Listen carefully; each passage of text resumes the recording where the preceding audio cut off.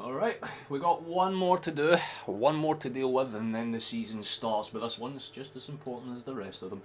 I kind of, regret missing the last one, I'll be honest, because the last one popped off, but nonetheless, we're going to be covering this one. What's good? What's popping? What's happening? Hopefully, everything is working as intended. If not, if you could let me know early so we can fix the issues, that'd be great. Hello to anyone that's in early, but if not, hi, what's good? This is the last one that we're covering. We're up against Ajax. We're in Como today in Italy at the, I don't even know the name of the stadium, to be honest. I just know it's in Como. I'm not even going to try and pronounce it. But, yeah, we're going to be keeping tabs on a couple of different games today because in case you aren't aware, there's some Scottish teams playing in Europe right now. Of course, Aberdeen are playing in their qualifier against Midtjylland, and to be fair, there's a bit of an early surprise. I'll just pull this up for you before we kind of cover anything else, because it is half time in that match. I've been keeping tabs on it on the side, obviously, alongside this one.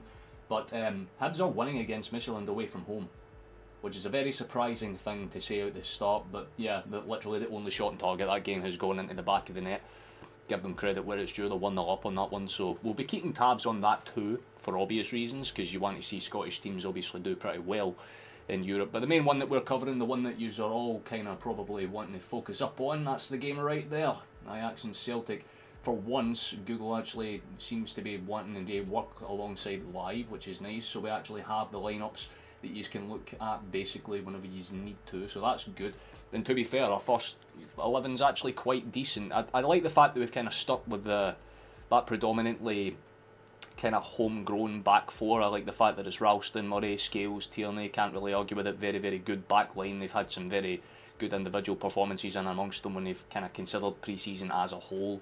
Obviously, that last match, you would kind of have to say that there was a lot of surprisingly good performances. So it'd be nice to see some consistency. If we can keep the defensive consistency for the last match going anyway, that would be absolutely fantastic for us for a kind of numerous amount of reasons. The midfield three is about as strong as you could probably ask it to be. You could kind of make the case for Angels or Nygren to start this one, but Nygren's the one that's got the nod, which, like I said, I don't necessarily mind because it allows McGregor to drop in a little bit deeper. If Ajax go a bit more counter-attackive or a bit more counter-pressing, let's say. Rio starting on the left, I like that. Kind of makes sense for us. Obviously, the front three, you could make a case that there should have been one or two changes. Honestly, I thought Kenny would have got the start on this one because, again, he wasn't really that bad when he came on against Newcastle, I'll be honest. But, yeah, decided that's got the nod to start this one, which is, good for, obviously, injury concern reasons. A lot of people thought they might have missed out on this match, but seems to be up and running and fine, which is always nice. But Yang and Maeda are kind of South Korean and Japanese connections, kind of working either side on the wing, and to be fair, I like the fact that we've got that because Yang was very good when he came on again against Newcastle, so I would like to kind of see more or less the same from him. And Maeda's just dies in Maeda, so realistically should be good. But I hope everyone's enjoying themselves. I don't know if, hopefully it's gone up and it's live and all that stuff. I genuinely don't know. This is the thing about performance mode. I won't know until a comment comes through. But yeah, I like our lineup. It's very decent. Ajax have kind of gone with the same type of style in the sense that it's a 4-3-3, but it's a bit more compressed and condensed. A couple of kind of key players you might want to keep an eye on for those that kind of obviously know Ajax. There's a few kind of surprising ones. I think Berghuis is obviously the kind of main focus, or Berghuis, however it's pronounced, and that Morrow has been making a few headlines here and there for kind of half decent performances, but I like the look of their team as well. A couple of good youngsters in amongst them, very similar to us. They're not full strength by any means, but they've started with a strong enough starting 11 to make this game interesting. And obviously Celtic's pre-season so far has been very good for the most part, except that kind of slip up against Estrella. But again, when your kids are predominantly playing that game, you're not really going to focus on it too much. So a nice little kick-on performance, that's kind of the minimum you would want to see from us today. So yeah, I mean, I think we should probably have a good enough team to get some goals. Like I said, my prediction's down there below. I think it's going to be 2-1 Celtic today. I don't think it's going to be comfortable by any means, especially again when you're away from home. It's a bit of a different story. Celtic Park is obviously different when you're playing against the team, so 4-0 kind of makes sense in that game. I thought we would have got a draw against Newcastle. I thought that was a 1-1 written all over it, but for whatever reason, Newcastle just didn't show up. So hopefully Ajax have a very similar type of performance where they're not necessarily at their best themselves. That would be very ideal. But we should be on the way in a few minutes or so. So that would be interesting if we can get some other things up and running. Just check, make sure that's fine and everything else is working as intended.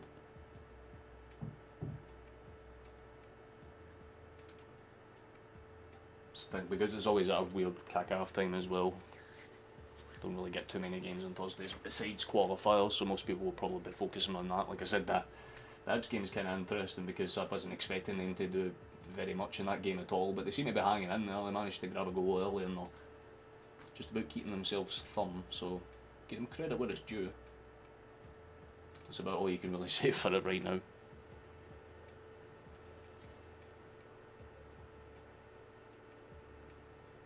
They're just talking about some other transfers and things like that as well. It seems one of the big things that they're talking about is Heung-Min Son apparently making a potential move to LAFC. That's interesting, but I don't really see what that has to do with this game in particular, I'll be honest.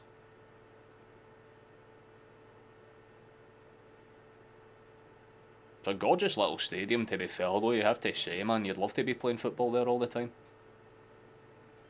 A little windy, tiny wee bit of rain. Not exactly what you would call Italian weather, but nonetheless. Pretty happy with it. The trophy looks quite fucking minted as well, actually, in fairness. Interesting.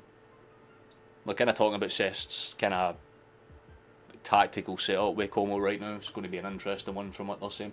How you doing, Megan? Nice to see you. It's rare that you're the first one in, but how you doing? You mad as it's off the bench though. Don't know if he picked up an injury. I think it might just be a kind of like minor thing, because again we did that with Ida a few match days ago, right, when he had that like slight knock when he came off against Sporting, I believe. We kind of just took the cautious approach and prioritised making sure that he was fit. So, and again, if Yamada's just came in, you want to obviously let him settle in. He might show up against St Mirren and get some minutes off the bench. That would be my hope anyway. How you doing, Andy? Nice to see you, mate. Thanks for the stream. Not a problem at all, Chief. More than happy to supply it. How you doing, Schneb? Nice to see you as well, fella. As always. But they're just running over the game between them and Ala. Well, was it Ala? Yeah. I mean, it's kind of hard to see how this game actually works on paper, because again I thought there would have been a few tweaks and changes that are a bit different, so you know, I'm kind of curious to see how the front three in particular play, because I'm not really worried too much about Maeda. He's just going to do his own thing, that kind of makes sense, but Yang's very on and off with his consistency, as Ida is too. The midfield three is very strong, I love that. The back four, like I said, I always love to see a backgrown home four. It's always decent. Obviously Tierney and Ralston, two very, very strong Scottish internationals in their own right. Scales and Money, very, very good young defenders in their own right. I know Scales is a few years older, but still very young in terms of footballing ages.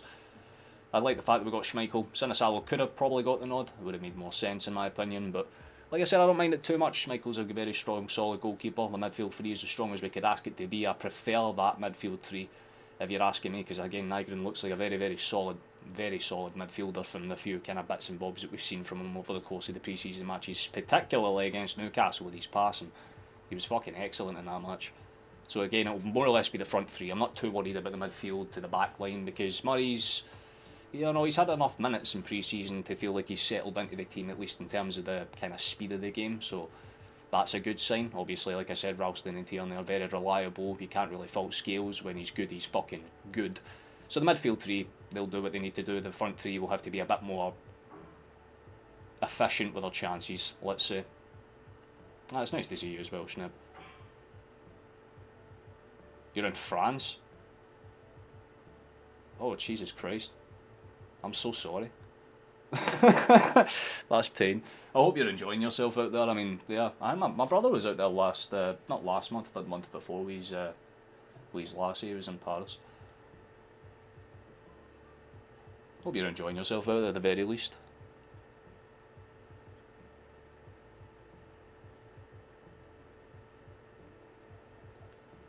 Three months in France, I know. To be fair, it depends on where in France though. That's the key thing. Is it in like that part of France, or is it like southern France where it's actually nice and warm and like actually beautiful?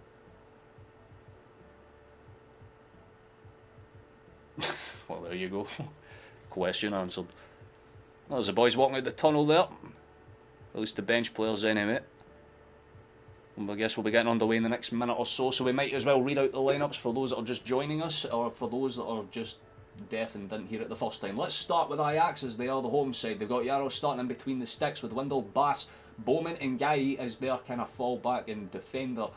segments. They've got Klaas and Mokio and Rozier as their midfield three with Brobbey. What a fucking name that is, by the way. I'm going to love saying that. Brobbey. That's amazing. But Murrow and Bourgeois playing on either side of the wings. For Celtic, it is pretty straightforward. We just talked about them schmeichling between the sticks. Tierney and Ralston are full-back, Scales and Dane Murray.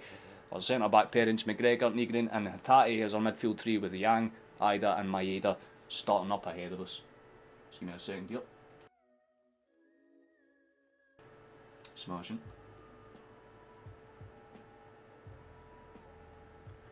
You've got a villa overlooking the river. Right, you're fucking living, man.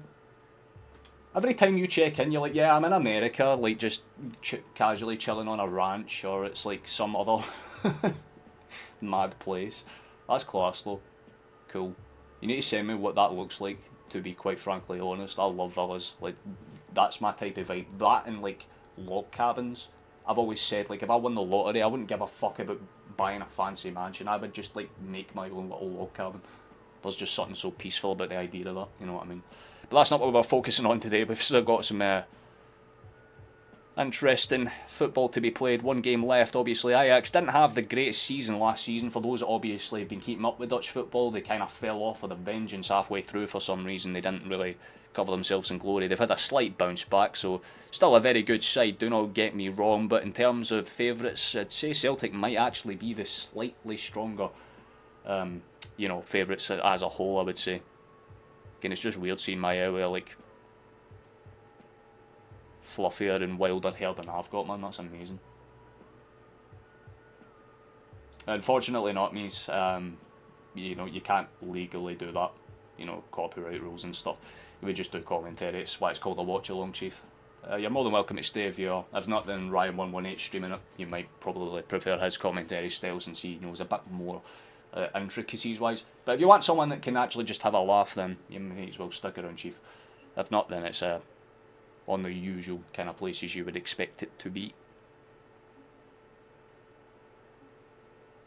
It's going to be slightly annoying because once again Celtic have refused to put names in the back of their kits, so when we start relying on the youngsters, and I should actually point out that the youngsters are you know, few and far between. We do have a ton of options that we can use though. Yamada's there actually, is on the bench. I just realised they might have added him late, because when I checked earlier on he wasn't. So Yamada's on the bench. Megan, I think he might just be kind of more cautious. But we have a lot of options we can rely on. I'd like to see a bit of Inamura because he was fucking brilliant in the match against Newcastle. He came on and played absolutely stunning. Obviously we've got Carter Vickers, Trusty, McCowan, Bernardo and Giles, Forrest. There are a lot of names that you can rely on and use should we need them. That's the good thing about Celtic this season. There seems to be just a little bit more depth and a bit more intricacies about how we set up with these types of games, and it's nice that again, as much as we're playing with a mostly full strength side, we've got a couple of kind of B and C team players in there just to give a bit more of a dynamic approach to the game, which is always nice to see. We can turn the music down a little bit because we'll be getting underway relatively soon. It's just slightly delayed because obviously Italian football, it's always about 2 or 3 minutes delayed just by vibes.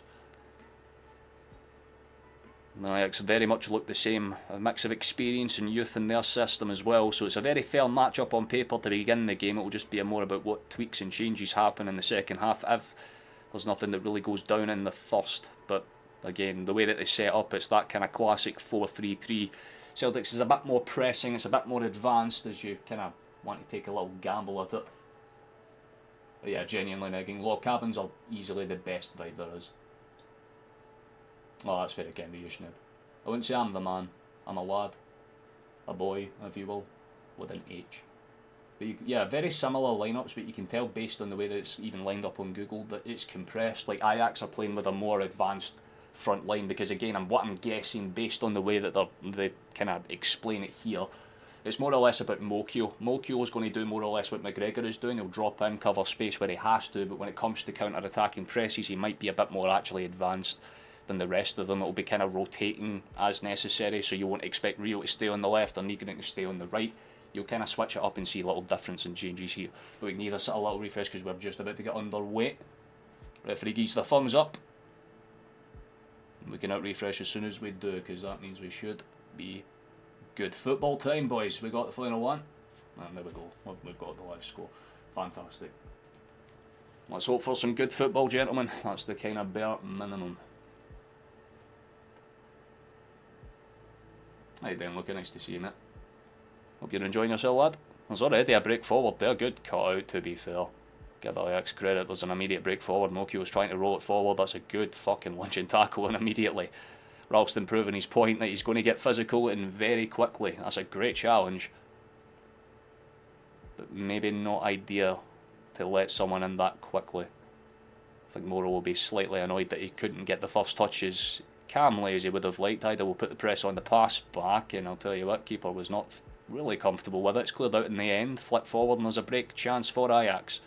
Good step in. Referee plays advantage for now though. Played out towards Moro on that far left, and there's a break forward. Let's see what happens now. Good touch for the number 11. Tries to drag Ralston out to the byline. It is a decent cross as well, but no shirt in blue is there. Got to like Ajax's away kit as well. It's a very... I mean, what would you really describe it? It's like a either like a save screen effect or like a smoke effect on their kit. It's actually quite nice. Can't fault it too much. How you doing, numbers? Or mums? Sorry, I just totally read that wrong. If you want me to answer anything about players and stuff, let me know. Actually, you could answer me some key players. See, when it comes to the youngsters that you've got, who would you say is the kind of key players to look out for? Because again, Ajax, like, yous are very similar to us in the sense that yous like using a lot of youth players. So there's a few names I just don't recognise. Forgive me for not, but it'll be an interesting matchup for damn sure. I don't think it's going to be as simple as Ajax is going to win, Lucas. I think it's a very open game. That's why I've kind of said it's 2-1 Celtic. It could go 2-1 Ajax. It's one of those types of matches where it's very up in the air. It's about how you kind of start these types of games. That's a poor giveaway for Rio, but Scale should just pop it back up. Lovely taking touch, and it's well stolen. Not really gathered though. It should be a foul. Claessen's not too happy with it, but it is a foul. Just kind of caught Yang a little, yeah. Soft, but fair. You were at the Newcastle Celtic game? Oh, that's amazing, man. You got your first signing from all the players. It was a crazy game. You picked the perfect game to go to then, Chief. I absolutely love that for you. I was watching it in Discord, and well, I mean, if you want to join, you can. Literally just go into Discord and search up Celtic FC Van Zone. You're more than welcome to join us, because sometimes we just do watch-alongs in there. I was watching the Newcastle game with Gaz and that, and it was actually pretty good, to be fair. I mean, the performance was very solid. That's why I have a bit more confidence that we should get a positive result in this game, just based on that one performance. But like I said, when you go to a different country, you know, it's a different type of, you know, game. It's all well and good playing at Celtic Park, but you've got a little bit more pressure when you're playing away from home. It's a lovely ball forward, and there could be a chase on if Maeda can get there. Fantastic. He's got the space. Lovely ball across. It's a good chance. It's off the bar. Case in point. Shot. Saved again. Spilled and somehow doesn't go in. It should have been 1-0 Celtic. Case in point. It's about how you start these games, and Celtic seems to get the memo. That should have gone in from Yang. He should have got that on target. It careened up off the bar though. Big opportunity for us early on. Case in point. Ajax need to be a bit more switched on defensively, the same way that we can get caught out. They can too. Maybe we'll get to see the chance back on the second ball, but the first one for Yang really should have gone in. It was a little unlucky that he didn't at least keep it within the frame of the goal, but positive signs from us. Out towards Yang again. Tries to break forward, pass in towards Benji. Decent enough. Roll back to Ralston. Should just spread it into safety. There's Murray, and he'll probably just calm it down. How you doing, Jefferson? Nice to see you, mate. Bonita. Interesting. I don't think he's in this game. It's played forward here, actually. There is another chance.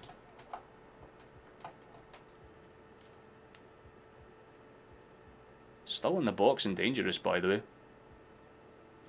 Good play inside. Keeps it close. Switch the cross. McGregor's just going to retain it. That's the calm way to be, Chief. I love that.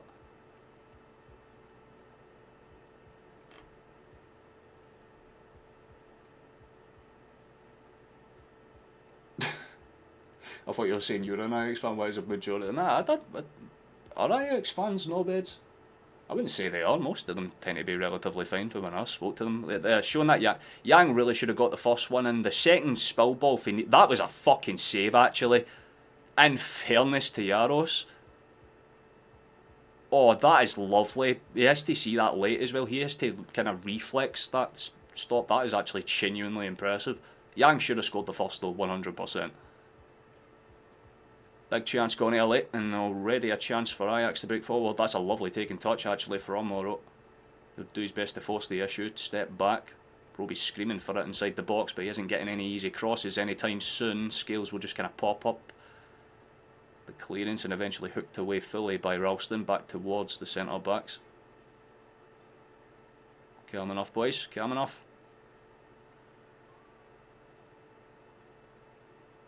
Played in towards Mulkey, that's a good touch actually. He'll be chased down as a little bit. Good to see Bono on your own loan at here now. They'll do good down at here. I'll tell you now for a fact, they will be very good down at here. Especially Kyle, because he'll be very, very like efficient for their system and the way that they play. I think he'll suit their system a lot better maybe than Bono will. But I don't think Bono will have a bad time down there either. He'll definitely get minutes at the very least. And that's all you can really ask for. As an Ajax fan, some are indeed knobheads.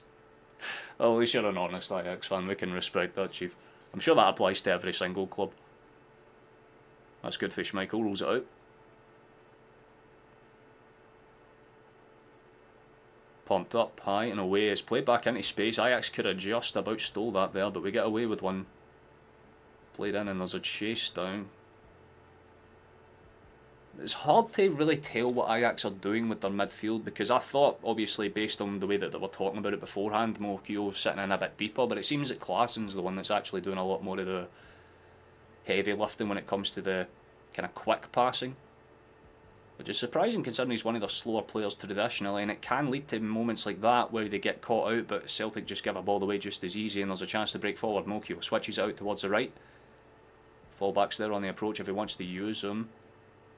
Guys there trying to just make a case of it, doesn't necessarily work out thankfully for us, and there's a break forward. How's your hold up touch? Either reasonable enough, but puts... Oh, that's Camfenignan actually. Had 3 boys on him and just steps through him like there was no pressure at all. Smashing. Ralston. Scott to Scott. McGregor might just switch it back and play it safe. Scales, and we can just keep it calm. 1 minute on. We've just kind of ticked past the 8th minute on my screen here.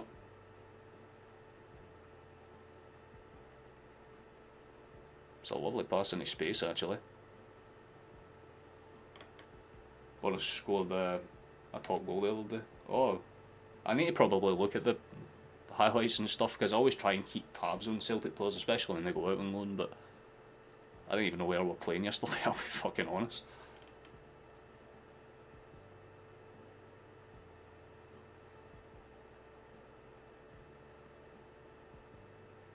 Remember your best player last season, Taylor, isn't playing as in the midfield.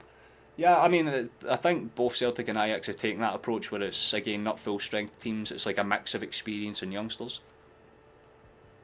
Because we're not starting with obviously our strongest right back, or arguably our strongest striker now, you would say.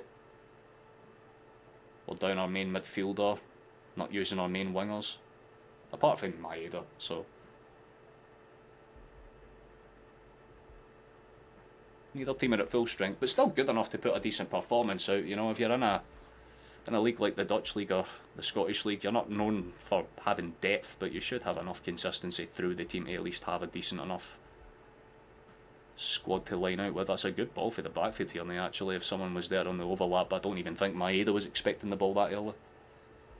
Did you see the situation with the Greenwood and the Union Bears the other day? I had nothing in my hand.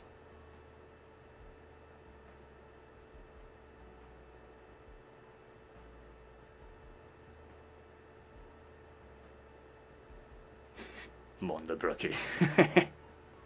Yes.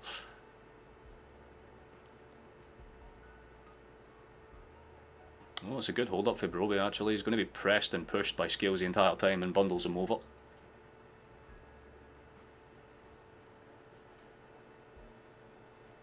First goal, Maeda, 12 minutes. If you call that, fair fucking enough, by the way. I should actually try and fix that so that the time is there. Let me see if I can do that now actually. I'm not sure if I can, but I will try. Just bear with me.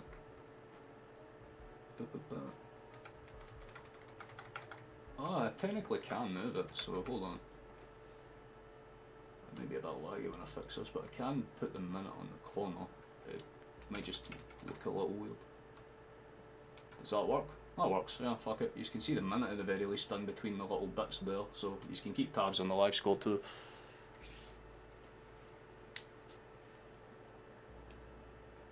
And Hato isn't playing well. Is that probably why he's linked to Chelsea then?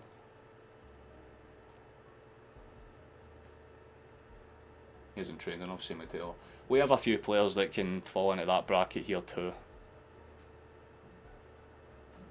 Like sometimes you have like the kind of raw potential of a player, but you don't necessarily have the funds or facilities to really kind of make them flourish in the right way, let's say.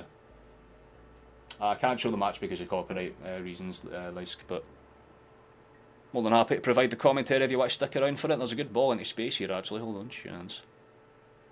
Ball over the top is dangerous. Maeda will try and force it, but Yaros is just going to kind of calmly come out and pop it, claim it. Calm enough.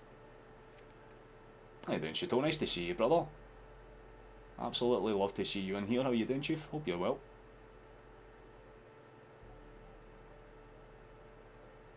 Oh, Jesus. I swamped off your feet. I hope you're well, I'll try and make it a little bit more fun for you then, Chateau. I'll try and make it a little bit more tolerable. Oh, that is a pass with Schmeichel. It's a good enough attempt at a hold up for Ida. Should have... Is it a foul? Yeah, I was going to say the referee should have probably pulled out.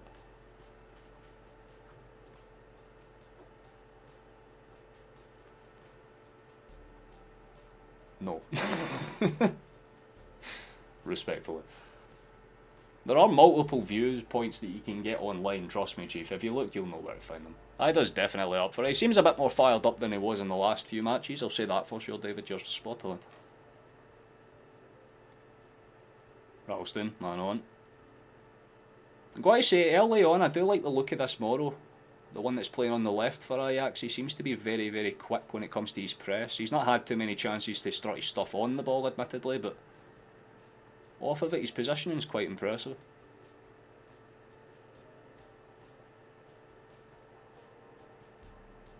I haven't seen them have to do too much defending to really talk too much about their centre backs. It's more or less their midfield battle right now. But Klaassen and Mokio, they look very, very solid.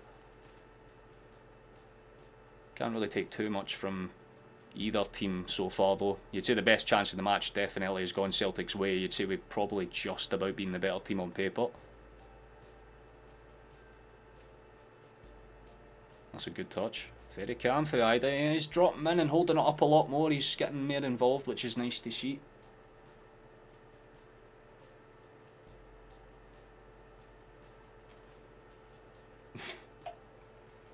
To be fair, you can always search on YouTube by filter and something might pop up. People do it. So I used to watch games sometimes. But nah, I'm like a YouTube partner, Chief. If I did, my channel would get capitulated, it'd be evaporated like Pompey.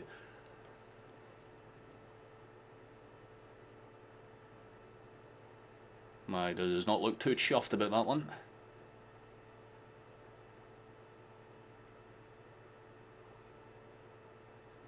Let's see what happens here. Played back towards a goalkeeper. There's an immediate press put on by Celtic, so it'll be cleared into that midfield space. It's about who wins the second ball, and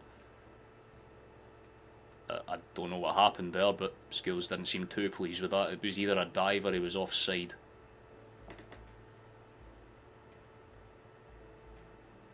I like the consistency for Skills to keep with him though.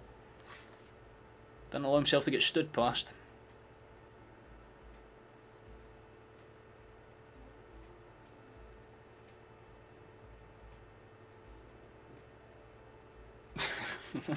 What I did.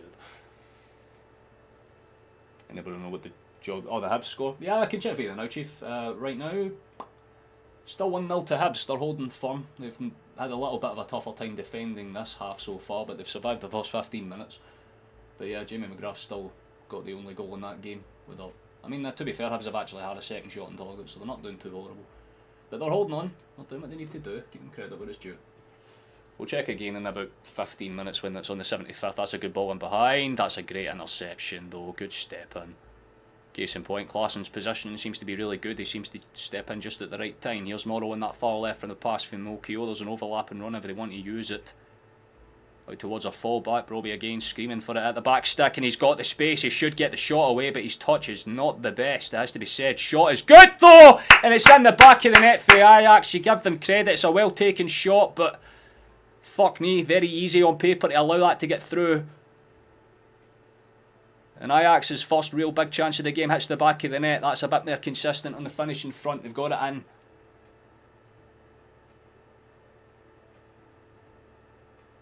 Oh, it's a little unlucky considering how it got to Bill's, but it's a good finish. You have to give him credit where it's due. Fuck. Right on the... I'm not really even sure what originally happened. I mean, it comes off of, like... Broby, he doesn't necessarily deal with it best. It's kind of like a spill touch, but he just kind of leaves it for Bougeries to run on. He takes one touch, bends it around Schmeichel. It's a very well placed shot. Can't take anything away for the kind of... just the quality of the strike. He picks it right in between Tierney and McGregor, picks the far side. Schmeichel probably sees it just a bit later than he should. As much as he's a great Dane, he's not going to be great enough to get to that one. So there you go, case in point, Ajax get themselves on the board.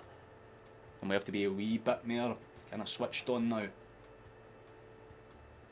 Oh, you don't need to worry about it at all, Chief. We're kind of on the same level as actual break forward for Celtic, though. As soon as I say that, Yang into space. Celtic with a chance. Big deflection. McGregor might just have to go with it.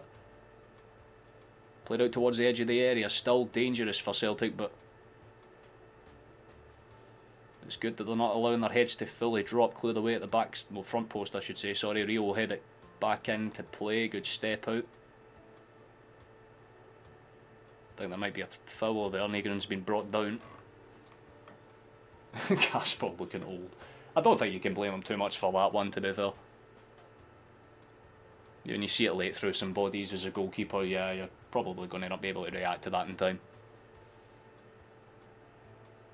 But Celtic do have a free kick in a very dangerous position. He did get caught, but it's in that position where it's maybe just a bit too close to the wall to really get it up and over, so it might be a case of maybe go under. That or a cross, actually, depending on who lines up for it. If it's Negron, you might expect it to go up and over. And it looks like it is going to be him. So it'll be interesting to see what happens here. So Ajax have some big boys in that wall, Jesus Christ. How tall's that guy in the fucking middle? It is within that range to do damage. He does go across rather than up and over, and it's a good save at the far side for Jaros, but something at least. Nice wee shot on target. I know I recognised Morrow. I was thinking about that before the game. I'm like, yeah, that's the one that Ajax took first, but at the end of the day, yeah, it's looking very solid. Good crosser. Oh, what a touch. Fucking hell. Ajax are on a break, and for some reason Ralston doesn't step in, and that could be a poor giveaway chance for a second. Ajax going... I don't even know what to describe that as. He just kind of like panics and toe pokes it. Reasonable, I guess. It's been sent long. My head is on the chase, but you'll probably get comfortably pipped out there. I totally forgot the name of the left back. I need to fucking check again. Who is the left back? Ah, Windle. That makes so much more sense, Windle. That guy is playing very good for them on the kind of counter-attack with the overlap that he's doing with Morrow. Because those, like, these three here, very, very solid on paper. They're doing exactly what they need to do. Celtic have been playing the better football, but Ajax are taking their chances, and in football, it's all about the scoreline, not about the stats. Played out towards Tierney. Lays it in, calm enough. 1-2 between him and Benji. Good step inside for Tierney. Lovely pass as well, but put under immediate pressure, and it's a good steal.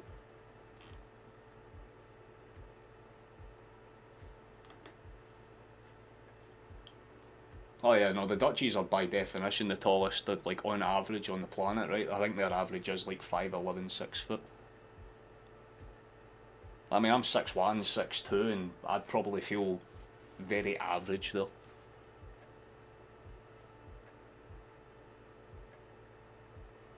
Tierney will just roll back to Schmeichel and get going again.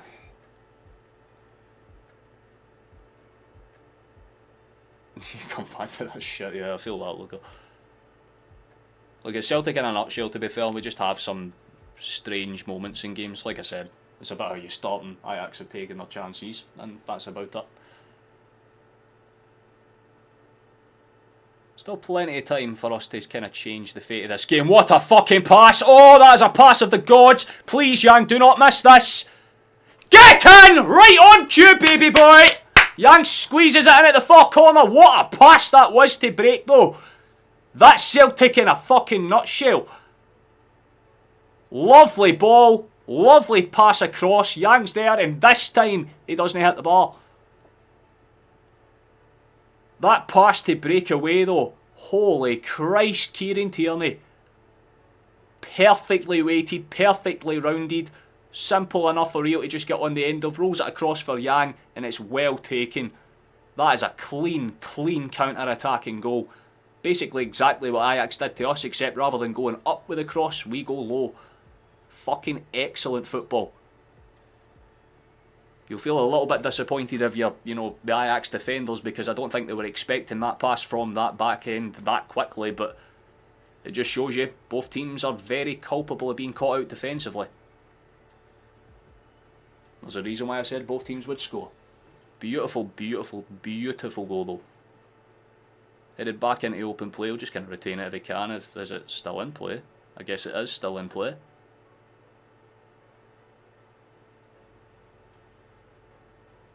Simple ball across, there's a chase down there, and again some good pressing between both sets of players. Good half and halves here, 50-50s all across the park, but Ajax are keeping the press alive.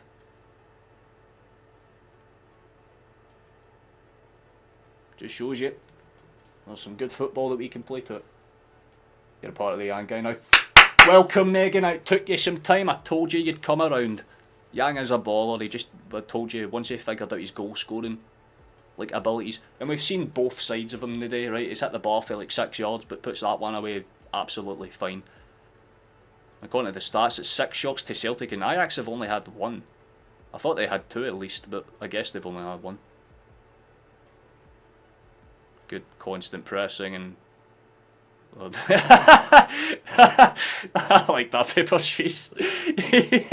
That's to see, to be fair, I'd do the exact same. Just sticks his thumb up to the referees, have to say, sure you prick, got it.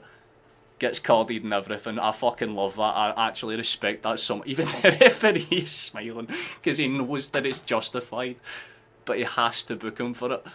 That's fucking brilliant. That is genuinely brilliant. Fair play. Things you love to see. It's like Tierney when he scored that goal against Rangers, you know what I mean? Just the thumbs up. Pure sarcastic.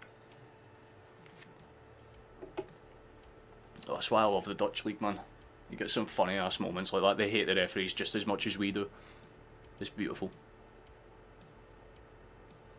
Got to say, key points to note so far. It is pretty much what you would think it is. The midfield for Celtic's doing a very good job of maintaining possession, spreading the play. Defensively, we've been relatively okay, but when we've been put under that little bit of pressure, we've just not been positionally aware.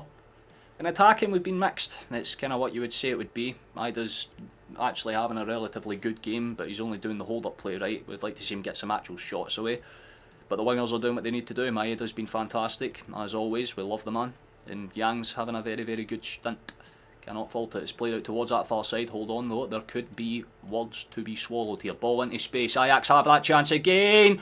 Big opportunity, and Broby misses at the fucking near post. It's a good run for him as well. I'll tell you what, man. It's a lovely pass into space. And that was dangerous. I'll tell you what, man. Schmeichel did have to just get his hand up just in case. Thankfully it was past the post rather than inside of it.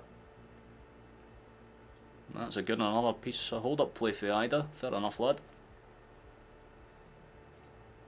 Come on, Celtic. We'll have to see it, Kevin. Nice to see you, mate. Tierney with 3 X's. I think we all mutually just agree with that. That someone has been a very successful one, got rid of almost all of the deadwood. For the most part, yeah. I think the only piece of deadwood that I wish we kept was Nowitzki. Like, again, I don't mind Lagerbielke too much, but I did really like Nowitzki. I think sending him out on loan is going to bite us in the ass this season. because he is genuinely a very solid centre-back that's fundamentally good. And letting him just fuck off on loan for a season is silly. Like, I get it with the youngsters, but that's about it.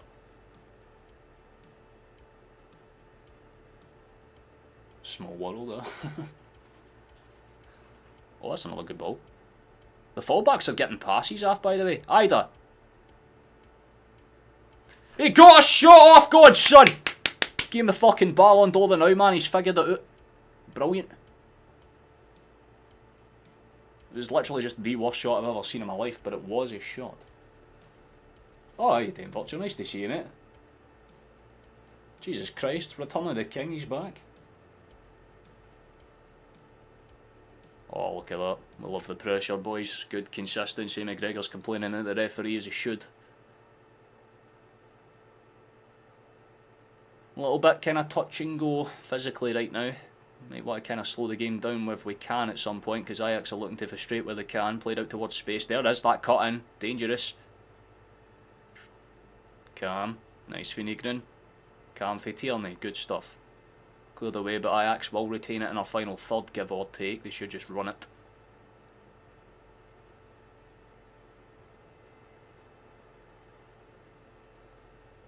Also still sitting there with 20 million because of the Kuhn sales, Palma for January. We're running absolutely fine. We can still technically sign 3 players worth about 12 million each on average and still be with completely fine financial fair play rules. But that's not something our board will do. I want to clarify that. At most we'll probably spend about 10-15 more million. That'll be like one big signing, I would imagine, because we still need to replace the winger. We still need to get someone in, and obviously we've had rumours for different names kind of circling about, but it doesn't seem like we're getting that Balagwishi or whatever his name was. I don't think he's coming anymore, so I think we need to look at other options. So I'll kind of put it to you, like if you're sitting there with 10-15 million, say the board sits and says like you've got 15 million as a cap. Who do you look at? What type of winger would you personally go for? Someone that's kind of dynamic and prolific, that's kind of like a Jota and can cut in and cross, or do you go for someone that's a bit more fundamental, like a Forrest, that can just run at his man and cause problems? That's a good ball across for Ajax. There is a slight chase down, but it should just be played back towards Schmeichel for Ralston, and it very much is. So Benji is very, very solid. He's been very good for every minute that I've seen from him so far. Positionally, very calm. He doesn't tend to do too much that he doesn't need to. He's very simple by definition. Good on a set piece, calm with a pass. That's about what you would want to see for a kind of advanced midfielder. That's a good take and touch. Mokio nearly gets through, to be fair to him, but loses out in the end. Maeda will keep the press on after the bounce out, and there's still some danger going on. There's a lot of kind of 50-50 bounce arounds. Ends back up in the possession of Ajax though. Steven just rolls it back into space, calm enough. There's that long ball that they're looking for. They have been looking for that the last few times. They'll try to use the hold-up play of the number 9. Similar to what we're doing with Ida. They've got it into the box. There's about 5 or 6 of them there. There's a bit more of an intensive press from them. But Tierney seems to be more than happy to keep them marked out the game for now. Cross into space. Laid off. Ball in, Broby, big deflection, still dangerous, not really cleared away fully yet. Back out towards Moroli, back towards the centre, but that is a ball actually, to be fair. Has to clear that. Tierney kind of stammers about and eventually just pops it up. Better safe than sorry in that situation. Still in the final third for Ajax though. Basically every Celtic body in the box, ball in, Scales gets the first clearance away, decent attempt at a touch for Yang, but very similar outcome, straight back towards a blue shirt, and they'll try and keep the pressure on. It's a good piece of sustained pressure from Ajax just in general, you have to say. Nearly got caught out there, but they get it back in time, and eventually they're just going to be forced back to Jaros, and they can set up from the starting point again. They might just be forced to send that one long. You want to see Yamada get a run out? He might genuinely get some minutes in the second half, obviously. I mean, he's on the bench and he has some options. Scales is complaining that his shot was getting pulled, and I mean, he was kind of pulling on the player as well. It's very much just, you say tomato, I say tomato type thing.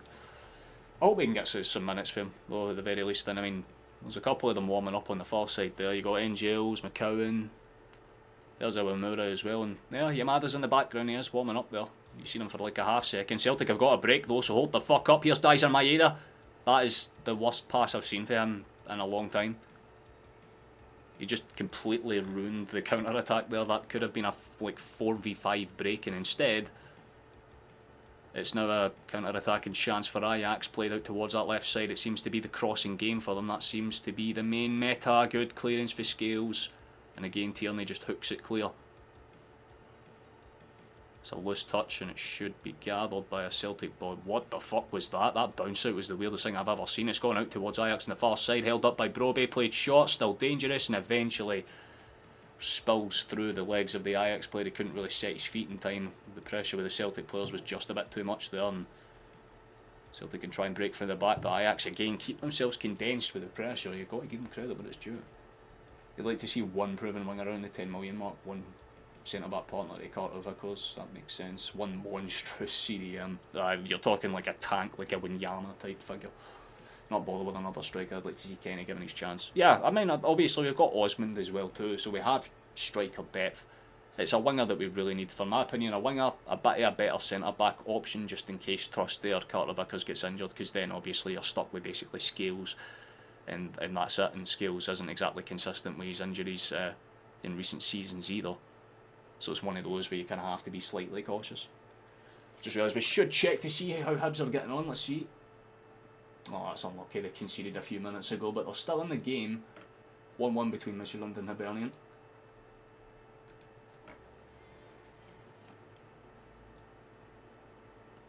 A decent turnout with the Celtic fans, in fairness, in the away end. You can see them there. You want to see Kyogo more too. Nah, you don't want to see Kyogo. You want to see a better version of Kyogo. You want to see a Yamada. You just love Dyson on the wing. Would love to get a top class striker to go with him. Yeah, 100%. Hopefully that's what Yamada is though. We've got to do what we did with Angels. Give him 6-7 months to let him settle into the team. And then kind of judge him a bit more towards the end of the season when he's actually got some extra minutes under his belt. That's a foul on Ajax. We'll probably complain about that one. Like I said, Ralston's been very physical this game. You think Ida's going to shine this season too? I hope so. A cup's got done. I very much hope so. Like, what I would kind of hope is that, see, because Rodgers will probably be like, look, you know, in fact, look lad, I've signed 2 strikers, so you should play a little bit better. So if your character is ever called into question again, I'll just take you out the team. And that's basically it. Celtic have it in the box. Oh! Speak of the devil! Speak of the devil! Oh, it's at the bar! Fuck off! We've hit the bar twice!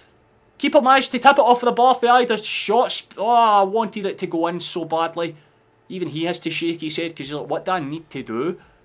He does well to shimmy past. His man does beautiful with the second touch. There's nothing wrong with what he does. But the keeper just sets himself well, kind of flicks it off his leg and it goes on up in the bar. Damn. Ida looks hungry. Call him the Irish famine. Good shit, son. We love to see it. Get your fill, mate. That's what we love. A bit more fucking pressing like that, and that's the Ida that I know can play. Just needs his goal for the sake of confidence, man. He gets that back, things go so much smoother. What is the Dundee United score in the Conference League? I can pull it up and check. Sorry that I need to do this, but I need to pull up a new tab. So Dundee United, they are still... To be fair, I can keep this one up on the main side one too, actually. I'll just drag up onto this. It's 0-0 in that game. They don't have stats for whatever reason. They just kind of have that in the lineups, I guess. But yeah, 0-0 still. Hibs haven't conceded again yet, so that's good, and it's still 1-1 in another match. I just looked over and there's an Ajax player down, so something's happened. What went down? Oh, Dane Murray just used like the tiniest molecule of strength. Fair enough. It's a very special team, these boys. Damn right, Andy. We've got a good core there, absolutely. I think the difference this season is that we're adding to the depth, because that's what really fucked us last season. And I say that it fucked us, it didn't. We still comfortably won the title, had a good run in Europe and all that stuff, but everybody knows that if we had that extra striker key piece, we could have got through that tie against Bayern, and whatever happened for there, you know, we could have maybe capitalised on, would have been nice. And obviously having to use third and fourth choice players at near the end of the season wasn't exactly ideal with fatigue. So throw in on that far side. Cross potentially, could use it. I would. Doesn't, opts to play it short instead. Rio lays it off, played out far side. Tierney, McGregor's there if he's needed. Nice 1-2 between them. They'll just play it back to the skipper, I'd imagine. Nice little pass and pop. Good clearance defensively. That is how to get it done. Just punt it straight away. Halfway line. Dane Murray should retain it after about 6 attempts. There you go, son. Good stuff. He is a defender. He's not going to be known for his first touch ability. That was kind of silly. McGregor. To Murray. Played out far side. There's a chase down potentially. Good hold up. Benji. McGregor looking for any open lanes, plays it straight back in towards Ralston. He's going to be put under some pressure there. Good press for Klaassen. He kind of forced the issue too, but it's good 1-2 from Celtic. McGregor just doesn't really get hold of the second touch from Rio's back pass. Now Ajax have a chance. It's a 3v4 break type situation, but Celtic should get bodies back. Broby has it inside the box. Scales holding him up more than fine though. Chance for range potentially. Big deflection, headed away. Not really fully cleared. Yang just kind of pops it back towards Ralston, and I think Ralston's just going to show off his absolutely blissful amount of strength. Cleared away. Flicked up, and yeah, it'll just kind of bounce back and be redeemed.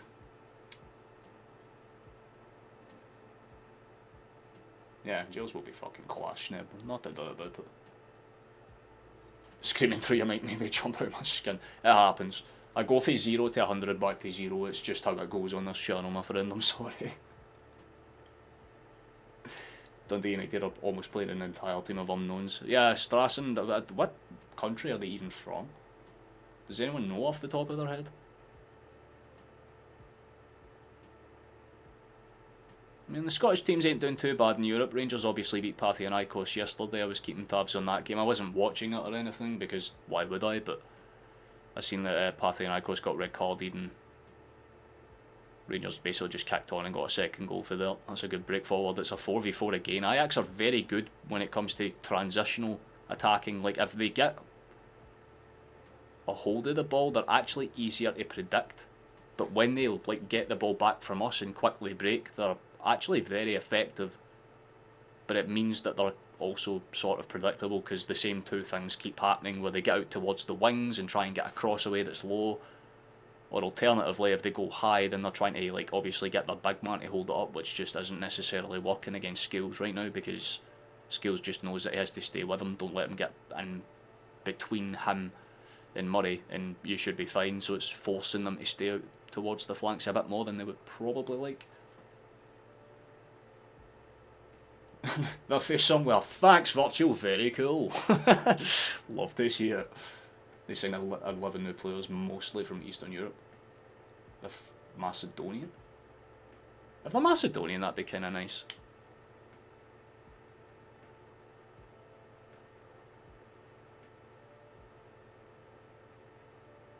Ooh. That's not the greatest clearance for Schmeichel, I'll tell you that for free. The hold-up touch isn't exactly the best either. Celtic might have to do some quick retaining. Good touch, very calm touch for Yang. Opens up the lanes a little bit and Celtic can get the ball moving.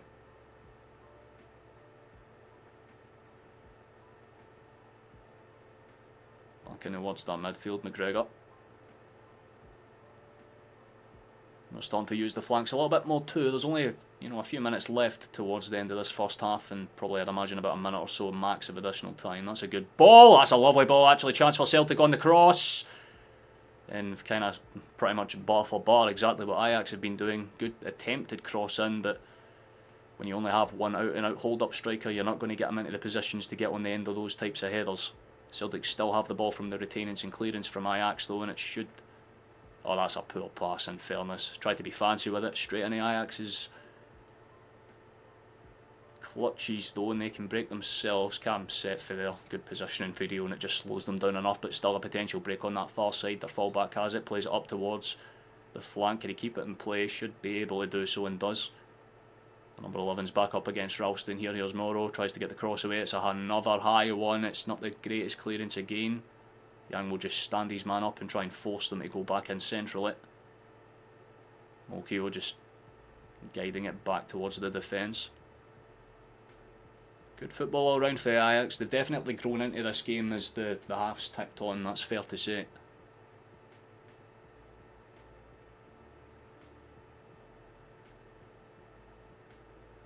You want to see every single Scottish team do well. Dundee's done reasonable. I just find it funny how they got in. Because I don't even think Dundee fans were expecting to play in Europe in the last few match days of last season, and all of a sudden they're up against a team that they probably can't even spell. Good break forward for the Dutch though. Hold on, chance for Ajax. Same kind of approach. Is it going to be the same? Yeah, literally the same type of thing. Try and get it in towards Broby, but he's not going to be able to do much because Scales or Murray will just hold them up. It's going to force them to cross it anyway, and yeah, same situation. Both teams are kind of stalling out a little bit, it's fair to say. I think the first half might end one each. Both teams are probably content to get in at half time with what they've got. I'd imagine Ajax will be a bit more happy about the draw right now, considering the fact that against Celtic have hit the ball twice. But I don't think Celtic will be too disappointed either, because they could have let their head drops after the first goal went in, but actually recovered as smooth as butter, got ourselves back into the game, and we've been pretty okay since. Definitely the better of the two teams this half, but it's not to disrespect Ajax at all. They just play a different type of approach. Going to be interesting to see where this one gets swung, and it's not in a particularly dangerous area, but it can cause problems.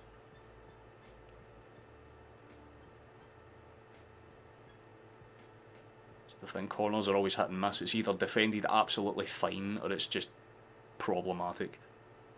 Yeah, that one's defended fine. You got too many bodies in there. Ajax don't really have the height advantage in a lot of aspects. Just Broby and whoever that number fucking 5 is. But they're going for a bit more of an advanced press. What a touch! Oh, that goes in. I wouldn't even be mad. It's a good shot and it hits the side net. And good save, Schmeichel. Or was it, did he save it, or was it just off? I think it either hit the side net and Schmeichel made a really good save. It looks like Schmeichel made a really good save. Very cool, we'll love to see it. Kevin, welcome back. Wait, didn't you do that like a few days ago? Didn't you do that on the last stream? Well, either way, much appreciated, brother. That's 8 months, god damn. Very much appreciated, brother. Thank you very much. I'd also like to see us sign a high potential players and send them out on loan straight away. With the money they've got, we should be looking at doing this. What kind of like what, maybe not what Chelsea does, because they're like the kind of evil, cartoonishly evil, you know, version of that. But what's a good example? Like a Brighton, or a Fulham, I guess. Yeah, like a Fulham. Always have like a decent amount of players that are always on rotation, out on loan or doing whatever else. We're kind of approaching that 45th minute mark, so we'll do a little kind of step in and see what's happening in the other games. Dundee United have still yet to score, and Hibs are holding firm against them so far. That's because I hadn't streamed in a while. Fair enough, to be fair. Yeah, it's kind of like I've done one stream and then skipped the next one, right? That's kind of how it usually goes. At least in pre-season, that's a good break forward, please. Right at the end of the half would be a fantastic time to get a goal. He just kind of falls over his own feet, but retains it fair enough. Good shit, Benji boy. No problems there.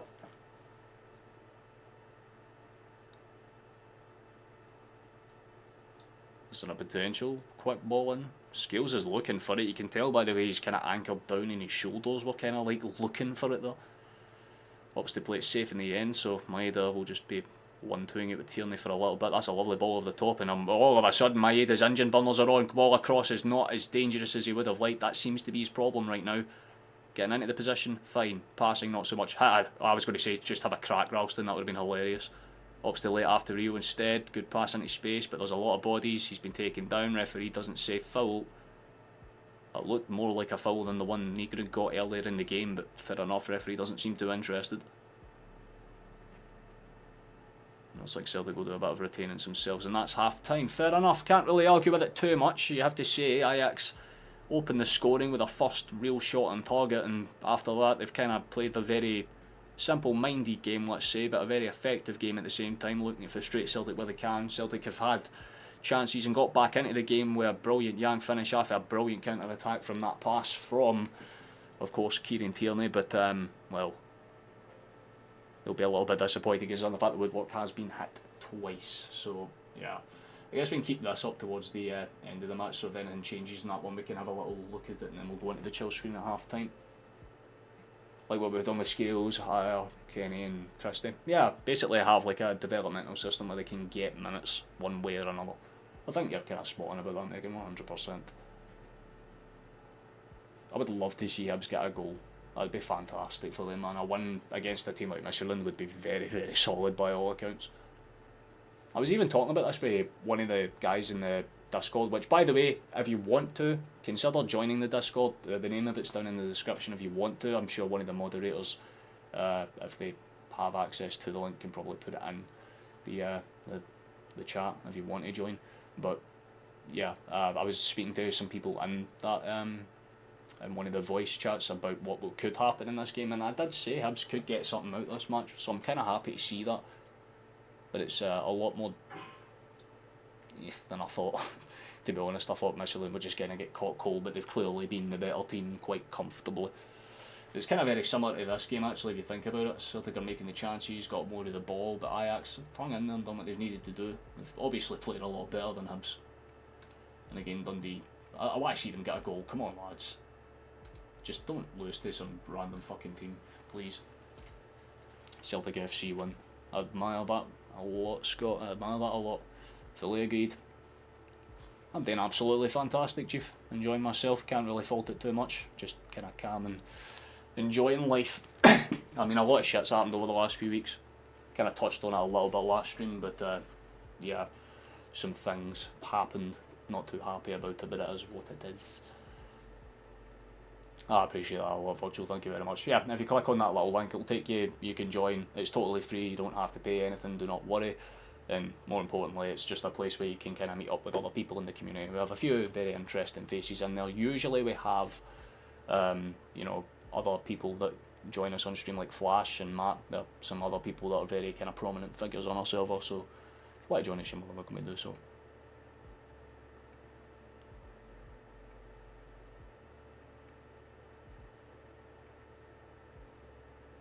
Love to see it. Hope you're doing well yourself, Scott. Rangers FC. Very left field, but fair enough. Yeah, they won 2-0 against Panathinaikos yesterday, I believe, so. Good for them. You want to see all of them get through. I don't want... What's the best way to put it? I don't want Rangers to do well in the Champions League. If they do well in the Europa League, fantastic. That's, you know, all the power to them. But I want them to get the playoffs and then lose for vibes. But at the same time I don't, because coefficient. It's one of those where I could not care less. Like Hibs, I want to do well because I like Hibs. Hibs are a good team. You want to kind of see them kind of have a sustained run in Europe, especially considering the fact how the last 6-7 months of football has been brilliant for them. But if there's any other games that you want me to check out, by the way, throw them and then I'm more than happy to pull them up and check them out for you. If there's any particular European tie, if you've got a local team or if you've got a team in your native country that you're just curious to see how they're doing, throw them down. I'm more than happy to check. Just showing that angle back. Cigarette time.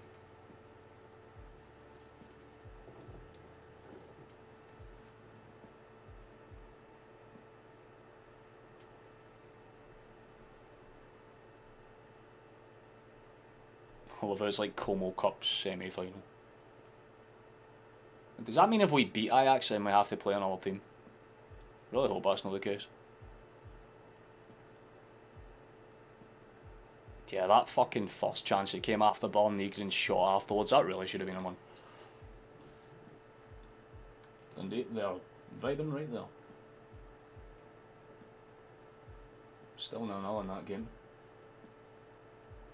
I don't get why the Conference League doesn't have live stats. Like, every other one does. That does. Even Celtic's friendly with Ajax does, but actual European Conference League match, no, no, no. Can't have that.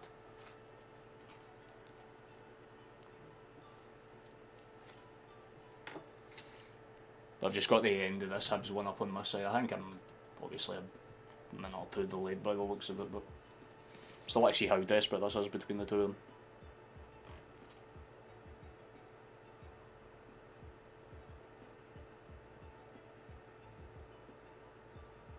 Need to clone on the other team. Balls. I thought we just had one fucking friendly left. I was confused by that because, like, hold on. I need to check just to be 100% sure, but there's no other, like. That will lag probably. Yeah. Oh, that's probably why they don't have any, like. Okay, right, that makes a bit more sense. Because like when you look at it in Google, the next game is us against St Mirren, but I'm guessing if we lose, then it will just update afterwards, kind of thing. Fair enough. My bad.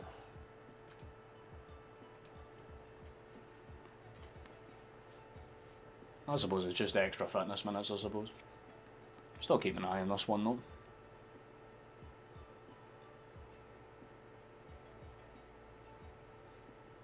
Got to worry about Michelin's finishing ability if they've had 20 shots, 4 on target, and only 1's going in. Yikes.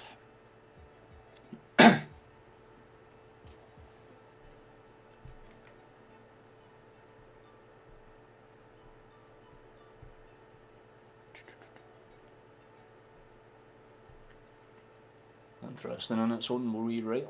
I'm just kind of curious to see if they hold out. A draw would not be bad for Hibs, because it basically kind of gives them a clean sheet, right? They have one crack at home to get the job done.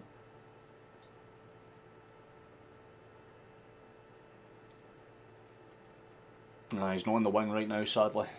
It'd be nice to have him out in the wings, but unfortunately he's just, well, I mean, he's in a hospital wing right now, I guess, so technically. Ah, good for Hibs.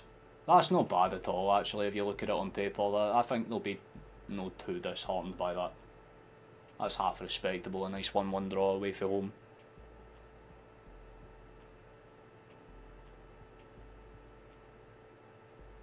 So Comer 3-1 up against Al Hilal right now. Or Al Ali, whoever the fuck it was. I just seen Saudi Arabian team in blue. It could be either one of the two of them, I'm not too sure. Well, I guess I can hang this one down and just keep the Dundee one up for now, I guess. Well, we just keep the Dundee one up. If they score, then they score. I mean, if they do, I'll actually just switch back to it. But this one, I can actually see the chat a little better, so I'll just keep that one up for now. How's all your weekends and shit going? Or weeks going? Have you got any plans for the weekend? That's what I was meant to say. We got there in the end. How's your weeks going though in general? Are you enjoying yourselves? Are you looking forward to the start of the season? We ain't got too much time left now until we start. From this point, what, like fucking 10 days? Yeah, 10 days.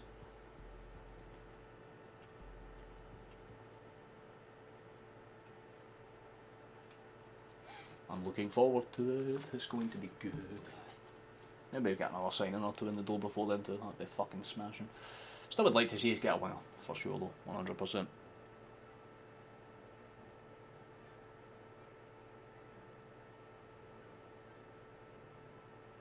I would like to see Dundee get a goal, man.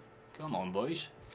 I'm actually going to see where Una Strassen's fake, because I feel a bit bad about not researching them at all. Where are they from?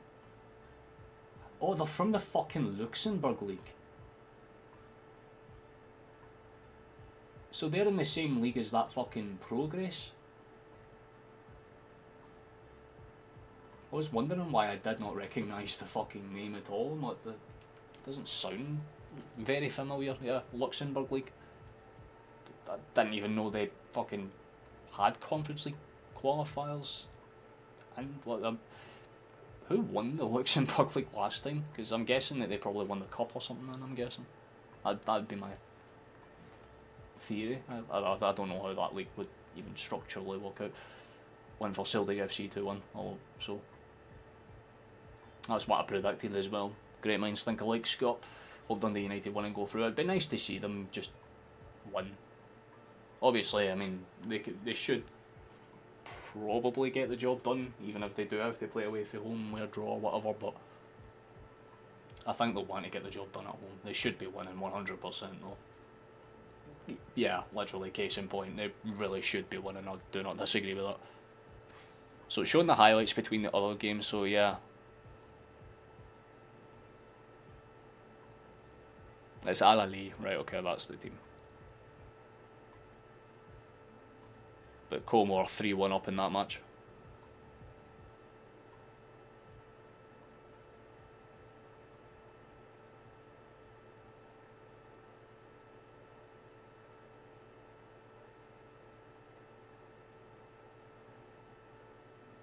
Just seeing the highlights, sorry. I'm just looking for this to see what the fuck's going on. Oh, that was a horrible goal to concede, Jesus Christ. I think that was an own goal for the other leader. So Como are 3-1 up in their match currently.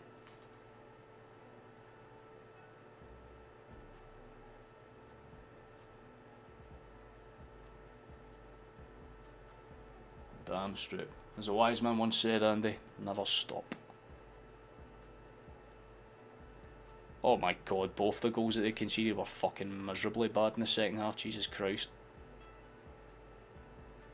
Coleman just got a free ride for the third goal, fair enough.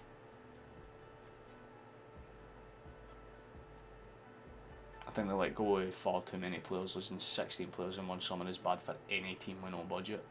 Jesus, he's couldn't play.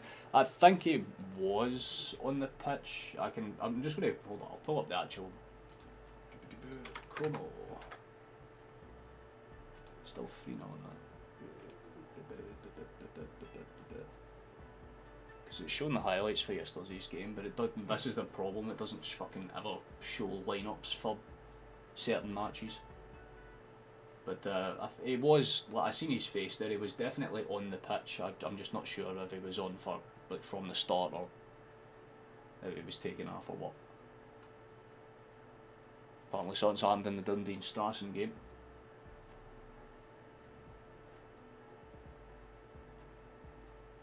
It was actually a chance for Strassen, Jesus fucking Christ, lads.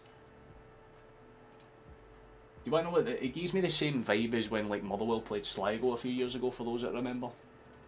A team that realistically Motherwell should have absolutely fucking instead somehow managed to lose. If you're thinking about changes for us though, who do you bring on at half time? Is there anyone that you realistically think would make sense? Because in my head, there's maybe one or two tweaks you can make. Maybe Iwamura for Tierney, just so there's a bit more dynamicism up that left hand side, would be kind of nice. You know, obviously protect Tierney for the next few matches to come. Don't want to risk burning him out too early. Who'd be another good shout for me personally? Probably McCowan. I'd say McCowan. Getting some minutes ahead of Negron wouldn't be a too bad a shout. Maybe a Rio actually, and push Negron out to the left, and that gives us a bit more of a kind of passing system that we could use.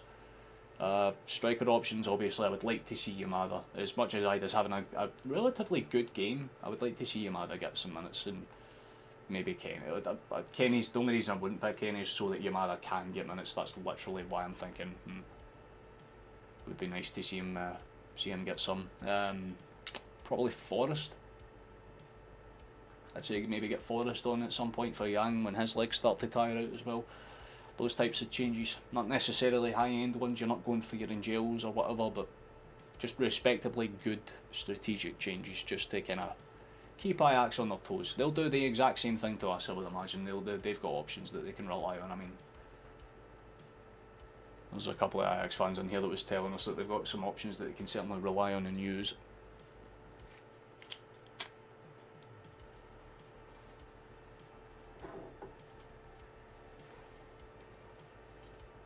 Nah, but Kenny was brilliant in that Newcastle game.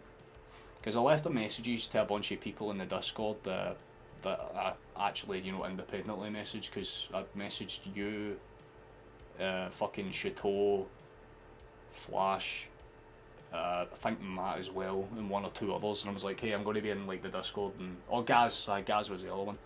I was like, I'm going to be in the Discord watching the Newcastle game if you want to join us. But I think only one or two joined. Matt joined for a bit, and Gaz was there the whole time. It was actually quite pleasant, to be fair. We were just talking about potential things. We were speaking about the Parthenoikos game and what could happen in that as well. Talking about their signings and stuff. And to be fair, Rangers do look a very different side. They look a bit more, what's the word for it? Composed, I would say.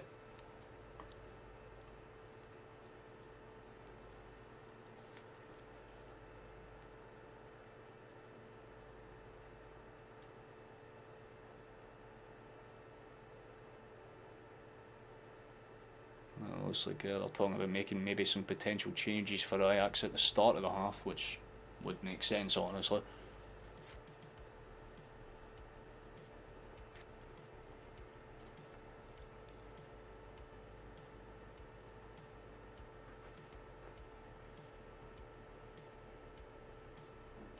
Shite. Shite is the word you're looking for. I mean, yeah, you're not wrong. I'm just saying in terms of last season, there is like a little bit of a noticeable improvement. I was saying that to guys like Russell Martin's one of those coaches that he's a championship type of coach. You will always get a decent defensive side. It's about how they attack, and they didn't do a particularly golden job of it against Parthenoikos, given the fact that they were against 10 men for the better part of 40 minutes and didn't do particularly good. But again, they're still in the teething stages, so you have to kind of wait and see. There's Forrest, hello. Would be nice to see him get some minutes.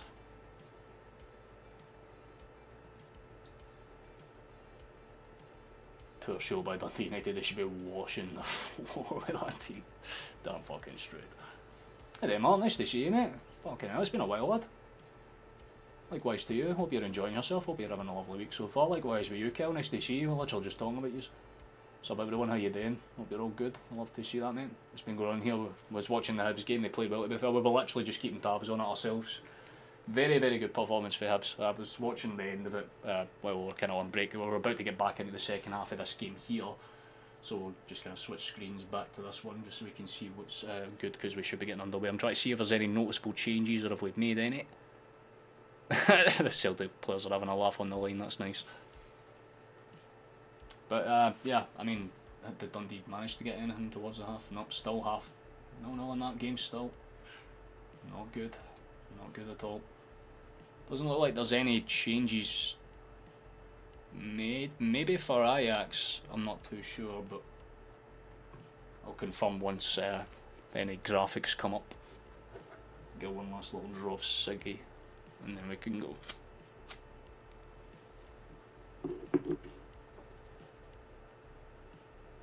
Oh, you do need to get back on Discord at some point, Megan, it'd be a laugh.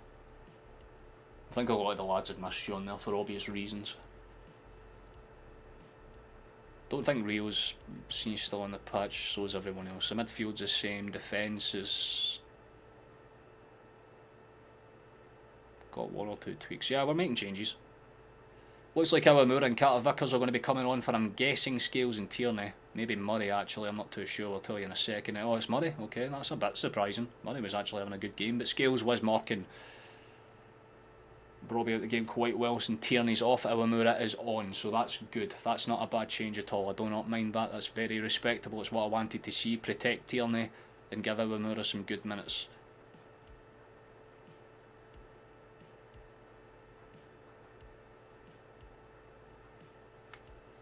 Let's see, I don't think they've changed their lineup too much.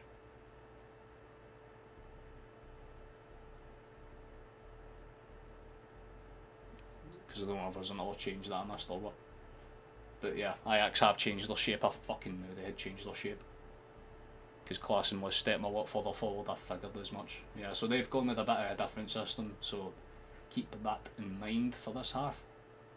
Celtic have made a few changes. Ajax have remained unchanged. That's surprising in my opinion. I thought they would have switched it up a little bit.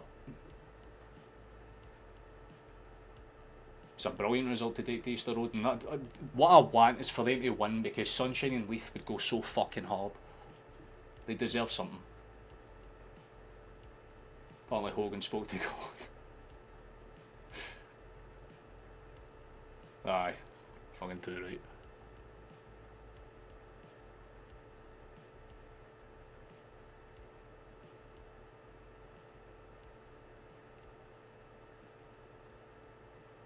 Oh, Jesus fucking Christ, Hulk Hogan died. That would be a horrible time for us to score, because that is actually... Dude, that's my childhood. Are you fucking kidding me? Oh, that's... Ugh. I hope he's cracking a cold one in heaven, man. That's... He deserves his rest. There's a good shot for Ajax. Chance for Ajax, and it's in the back of the net. Fuck's sake, man. Case in fucking point. It's not the best goal to concede either, I have to say. It's very fucking stale defensively. It's a simple tap in. Klaasen's got it on the rebound, basically, and Schmeichel just gave up. He knew it was going to go into the back of the net. That was bad. Yeah, really had to hit right at the fucking both barrels there. Hulk Hogan's deed. Oh, by the way, we're losing. Smashing God. Thanks very much, mate. You're a fucking G. It's a good rebound shot for Klaasen, you have to admit it, man. But again, it's just, why the fuck is he being allowed to just stand there on his own? Not ideal. Fair enough, though. That's how it crumbles. 2-1 Ajax. Not the best showing from us defensively, it has to be said. Not ideal when you literally just brought on Carter Vickers and you're meant to have a better defence, but fair enough, I suppose. Can't really blame Casper for it too much, but... Could have organised your defence a bit better for the original fucking ball into the box, lad. That's about as much as I can say to it. But maybe we have the same type of response, as good as a wake-up call as any is to go behind. That's when we usually kind of switch on a little bit more, at least push it up a gear, so... Maybe we can go for fucking third to fourth or second to third. I don't even know where we're playing it right now. I don't know, I can imagine what heaven would look like right now. I finally made it, brother. About fucking time. McGregor's going to just play us one to the side. Cam football. 2-2, good corrective one. I mean, my prediction's wrong now, regardless, which sucks, but, you know. It is what it is. I can't argue with it too much. What the fuck was that? It's on film.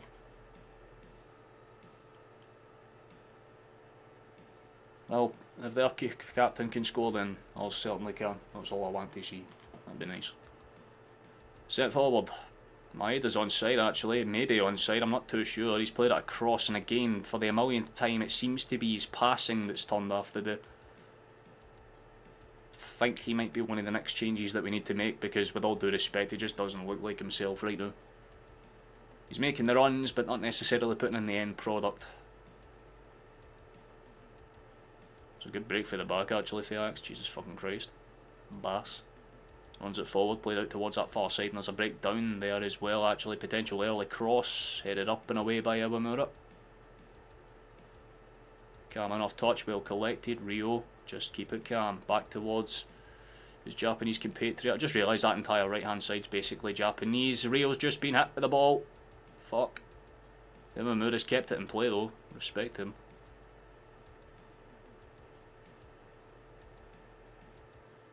Rio literally just got fucking combo breakered. Like, what the fuck?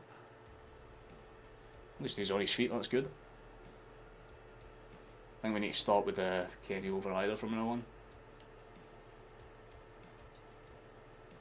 I'd say for this match, yeah. I mean, back at the start of the stream I did say that that was probably what we should have done, but what I imagine is it will kind of do what we did the last match, or the one against Sporting game, like, you know, 40, 50... 60 minutes and go for there. There's a potential breakthrough chance for Celtic. It's a good save at the far post. Had to get down very quickly there, man. It's a good ball across. Rio just kind of pips it towards, and well, it's the keeper's near post. It's a good save. He has to get down faster. Jesus Christ. Corner kick for us.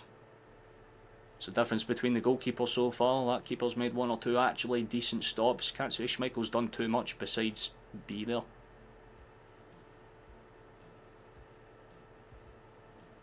A lot of physical bodies in the box though. Crossed in. It's up and over, and I think Scales' head might be square. A lot of investment for too little return. Yeah, I do agree with that. I think most Celtic fans are in the are in the kind of camp where it's like, well, look, Ida's a solid player, he's a good lad, you can't fault his passion or commitment, but there's just a few loose ends that he needs to tie up in his game before you can sit there and say, yeah, he's like our reliable striker or a reliable starter.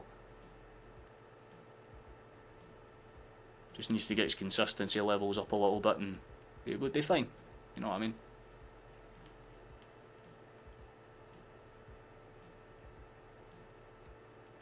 It's Casper past it. I wouldn't say he's past it, but it's similar to Hart.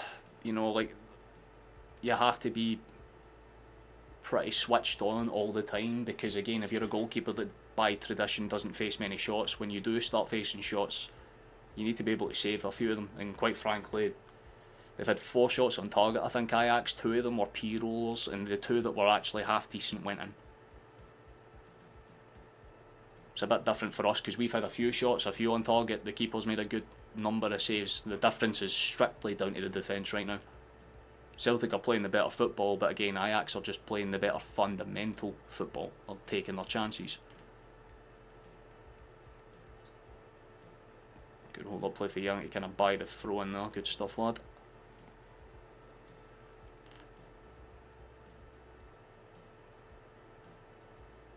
Yeah, you always back every signing that's made though, Megan. That's just kind of what you have to do as a Celtic fan, regardless if you think they're going to be good or not. You just kind of hope they are.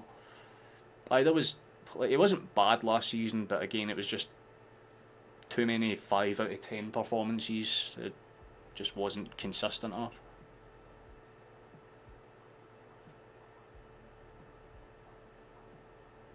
Got up. Rolls out, good pass in behind. It's going to be pressed. That's a lot better. McGregor's touch is not good though, and you've opened up the midfield again, lad. That's not smart. Brogy's going to chase that one in behind. Scales and Iwamura are both with him, not. So that should be Celtics to win. Good stuff, Iwamura, good stuff. But Scales is giving it away. So Burgoyes just has like a half shot for range, just tries to kind of curl it in. It was nowhere near the target, thankfully, but Ajax fans are quite happy with that one.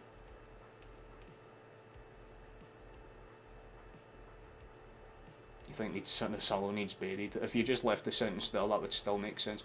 Sinisalo needs buried in this year, 100%. Absolutely. He'll get some more minutes. What I'd hope is that he at least gets like the cup matches. You know, that's what I was even saying last season, because he was actually really good in the cup matches. We should have just kept him, because he was brilliant in the semi-finals.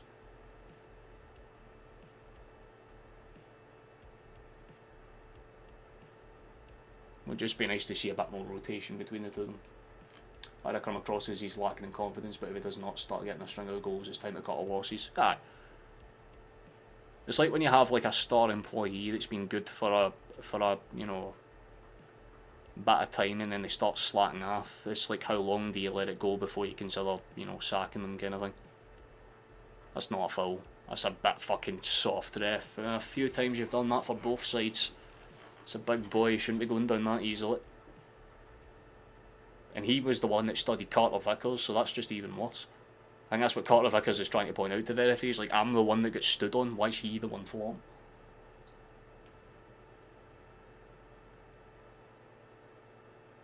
him? No, it was very mixed. It was very mixed in the Newcastle game, to be honest with you. He missed a few chances. Same with Sporting, he missed 2 big sitters. He's hit the bar in this one. It's just, for whatever reason, the goal just seems to be absolutely tiny to him. It's more like a hockey net than it is an actual football one.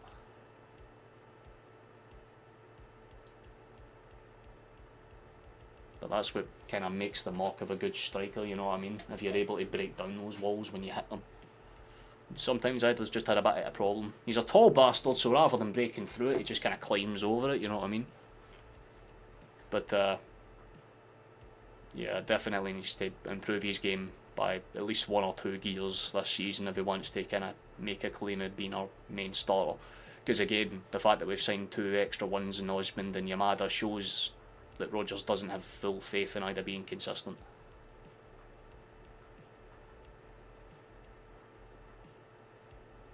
That's a good pass back. Some football to move us forward, boys. That'd be quite nice. We've got some time, but realistically we need to get a certain mojo about his back, especially offensively. Final pass has been a bit lacking over the last 10 minutes or so. It's a bit better from us trying to get it down that right hand side. Ball is kind of half whipped in, cleared away calmly in the end. And Celtic will have a throw in just about inside Ajax's half.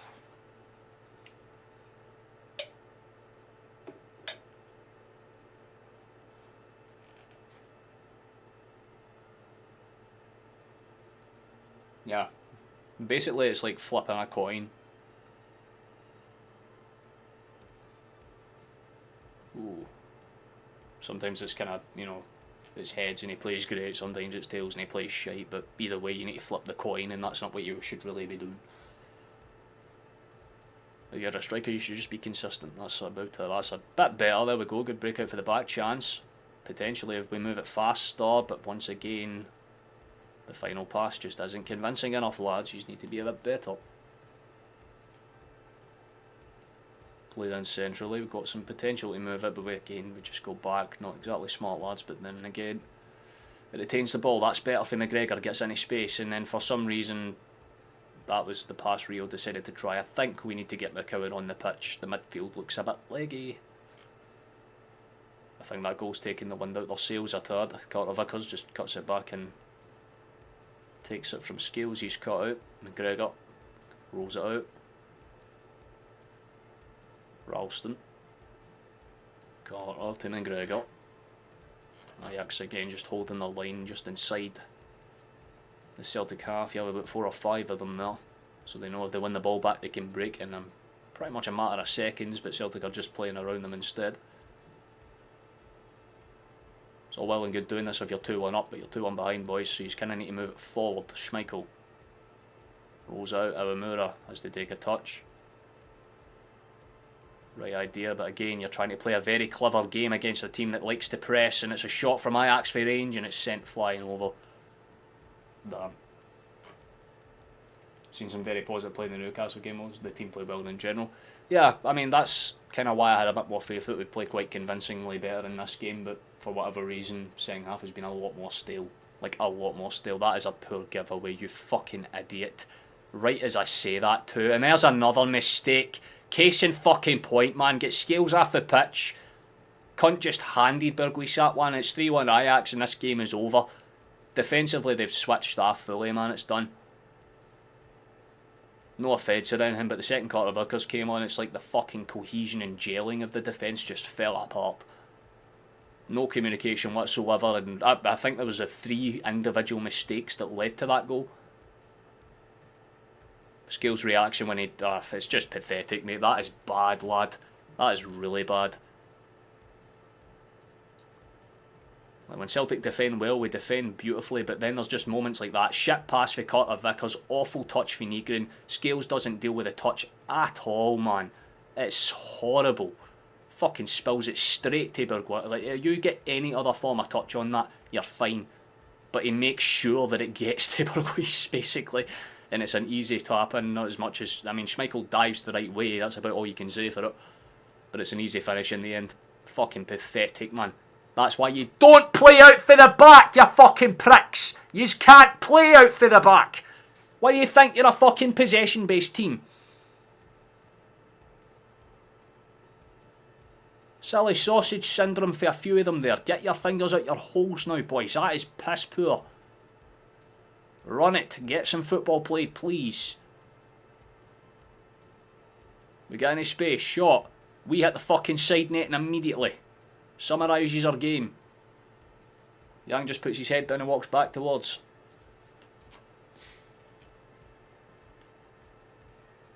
It seems Produce is getting back in his prime. I mean, can't fault it. The finishing for Ajax has been great, but the fact is, every single goal that Ajax have scored has came because we can't defend positionally.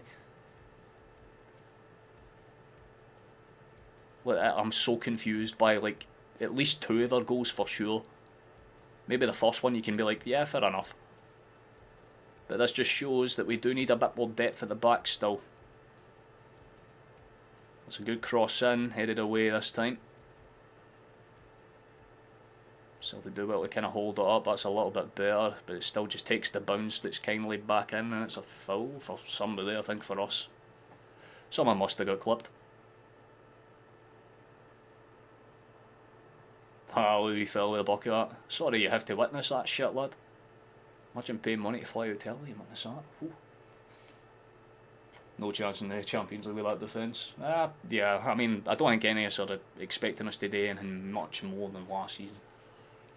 Dundee United are 1-0 up. Wait! Slight redeemings for Scottish football. Go on, Sapsford. Good shit, son. Right, they have something to smile about at the very least. There we go. Fair enough to them. Love the accent, by the way. A few people have said that. I don't know, I think the Scottish accent's kind of half respectable. So I can throw people off and do a whole bunch of different ones.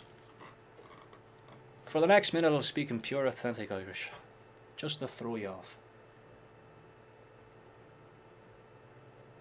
Oh shit, that's good for Ajax though. Still a good crossing opportunity, but he doesn't really sort his feet out and just, I guess he half cocks it, trying to play a long high ball, and yeah, it just doesn't sort his feet out. Looks like Ajax are going to make some changes of their own now. They think they're in the position where they can do it safely. It will happen as soon as the ball goes out of play. Last season proved that Carter Vickers needs a far greater competition. He can coast it against Farmers every week, but can't defend against better opposition. Spot on there. It just seems to be a theme with the key players, the ones that you kind of need to have good games. Sometimes when they have bad games, they just have to be very noticeable. It's not authentic Irish. I know I was making a sarcastic joke. I don't think anyone wants to hear me speaking an Irish accent for the next minute. I don't think that would work. We'll try it anyway, because Ida's on the ball. Chase him down, son. Unlucky. Ajax will keep the ball retained. They're trying to get it back in the space where they can, I suppose. Play it in the space back towards Jaros. I just realised pronouncing Dutch names in an Irish accent, fucking hell. It's a good old little touch. Here we go, Carter Vickers. There we go, son. There we go. Fucking move the ball, lad. Get it up the pitch. Here we go. Football time, son. Get it out. Cross the fucking thing. Do it for the crake. Oh, that's fucking awful, son. You need to fucking figure that shit out. You know what I mean. Yeah, we did not do anything with it.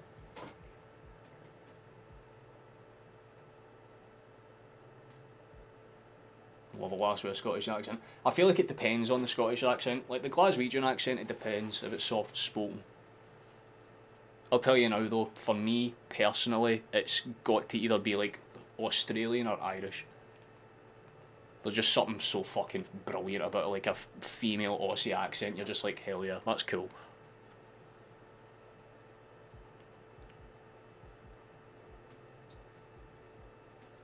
If Ida scores when you're doing the Irish accent, I'll do that the next time Ida has like a one-on-one. I'll just convert immediately to fucking to Irish just until the attack ends. I'm trying to see who the changes are, but again, Ajax don't have numbers on the back of their shirts, so it's really hard to tell. Their strikers came off. I think Traore is one of the ones that came on. I recognise the number 20, but I don't recognise the other two. So I need to wait till either I hear their names or I can confirm.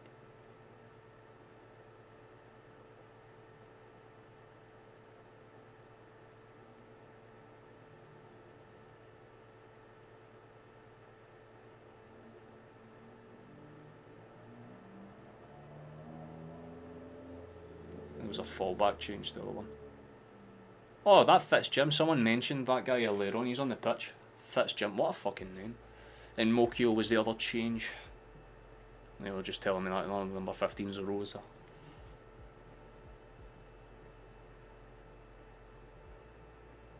I think I cheated out a final by Roma. Yeah. I feel like a lot of Scottish clubs have been fucking cheesed by referees at very crucial games before. Especially in the latter stages.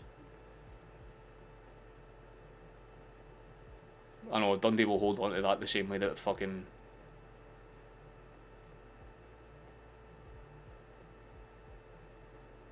Oh, hold on. There's a chance here I'm going to shut my mouth because Ajax have allowed their shape to kind of slip a little here.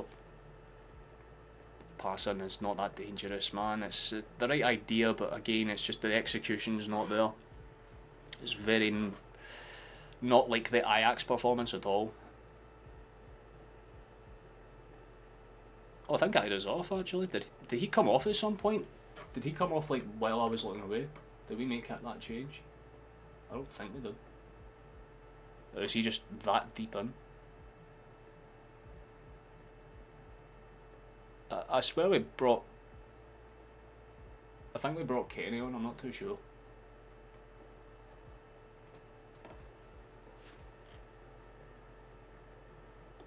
Well, I mean, to be fair, if there's a guy with clear Asian descent that has fucking, like, cornrows and braided hair, and he's a fullback, you can tell that man has clearly got some ability.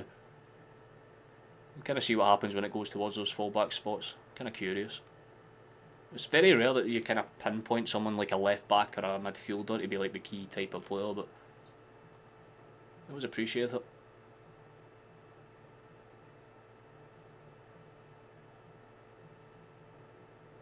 It's fair to say Ajax will just slow the game down where they can now. Sorry, I should go back to the stats. I totally forgot to do that. Have Dundee added to their scoreline? They have not. Still 1-0 in that game, but they should be fine.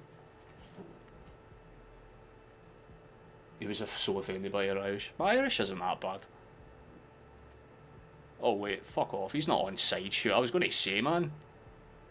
Still had the shot anyway, fair enough. He kind of puts his arms up to say, why didn't you just blow the whistle then? Valid, honestly. He's Dutch, Indonesian and Sudanese. Wow. I mean, yeah, the Dutch and Indonesian makes sense because, you know, Dutch East Indies kind of, you know, there would be a lot of people that have that mix. But Sudanese is very out of nowhere. Good for him. That's a cool ass blend.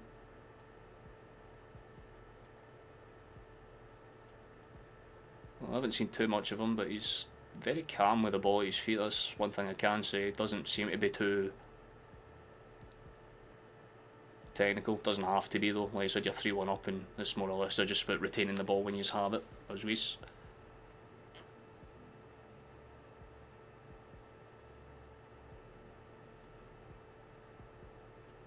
That's a good ball too. It's caught out by Carter Vickers this time. McGregor back out to Iwamura. Rolled back, and again you're just going side to side and backwards, boys. Do you see how this is a problem when you're 3-1 down? It's not going to do you a lot of good. It's going to make you very bad. Fucking attack, lads. Try, please. Better.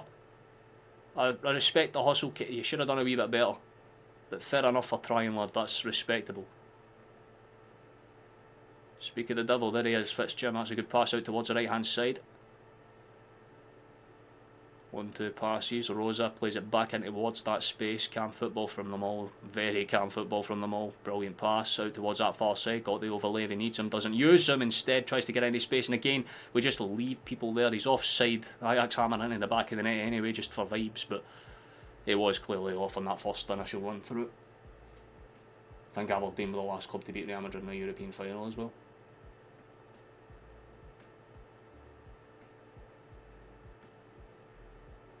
Oh yeah, actually I think you're right. Damn. That's insane, good for them.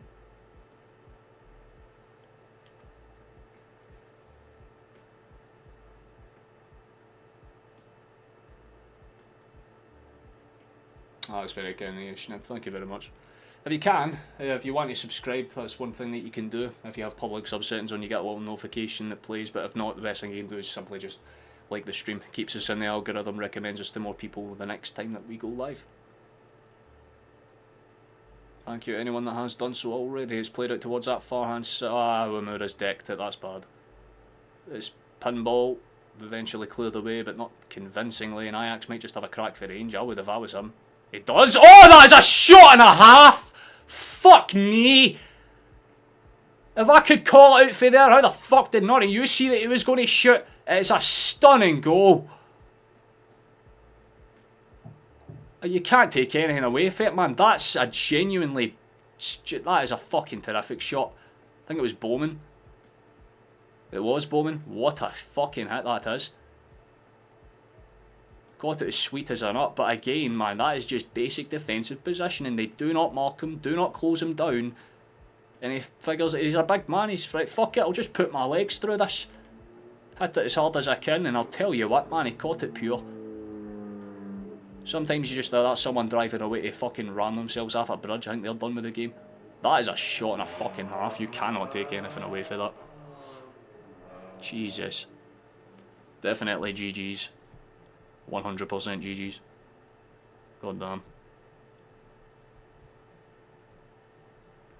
It's kind of disappointing because I think 4-1's a little bit of an unfair fucking scoreline, but yeah, 4-1 is, I guess. That definitely feels like it's game. Thanks, Celtic. Couldn't have done that when I decided not to do the Newcastle game. You play fucking insanely good in that one, but the game that I decided to cover. Fucking pricks. Try harder, boys. Football. You know the concept of fucking defence, lads. Come on. I don't expect anything but just a slight bit of redeemance, man. Get the fucking youngsters on. Let them have a run out. Might as well if yous are going to be this pathetic, man. No offence, but what the fuck is Carter Vickers doing if he clearly isn't fully ready? Defensively, we've been switched off most of the fucking game, admittedly, but this has been a very poor second half. Started bad and it looks like it's going to end even more horribly. This could be a 5 or 6 scenario. 6 shots on fucking target, 4 goals. Casper, mate, come on, man. Can't fault that shot. That goal was probably the fucking best goal of pre-season, I've got to say, man.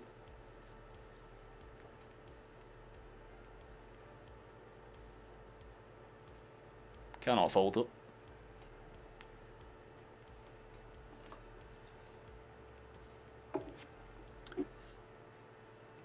Yeah, it's a good wee mini wake-up call. It's the same way that we were ripping the piss out of Newcastle fans. Oh, it's just pre-season. What are you going to take for this? A lot. You can take a lot from a loss, even if it isn't pre-season, because this has been the perfect example of a little bit of what you would call lacklustre ability to do anything. Attacking has been okay. We've made chances, so that's not really the problem. It never has been. Just defensive consistency. This match has been way off it. Ajax has grown into the game, they've gotten better. We've had the stronger first half, much stronger first half, but it's fair to say Ajax have completely dialed it up. Came out a whole new team, brought on some of their kind of key players while we've made weaker changes, and it's just translated to a wider gap in skill. Like I say, I think 4-1's a bit harsh. I think 4-2, 4-3 would be a fair score line. If it ends that way, then, you know, you can take it. Kind of disappointing. Cut back, maybe a chance for the edge of the area if you want to pass it. Eventually does. And Bernardo goes backwards. Fuck off, you fucking... Don't even get mad, just accept it, it's fine. So when you catch your fucking missus in bed with another man, you just have to like either make the preemptive decision to commit murder or just fucking accept your fate and leave. Come on, boys, you've got this. At least get one back on the board for pride's sake, man. Give me something to smile about, god damn. We need to start spending. A little. It would be nice to see us kind of dip our toes in for a bit more of a, you know, advanced centre back. Is that wee fella, that Eli Hodgsick fella that we've been linked with a few times? I'd like to see him.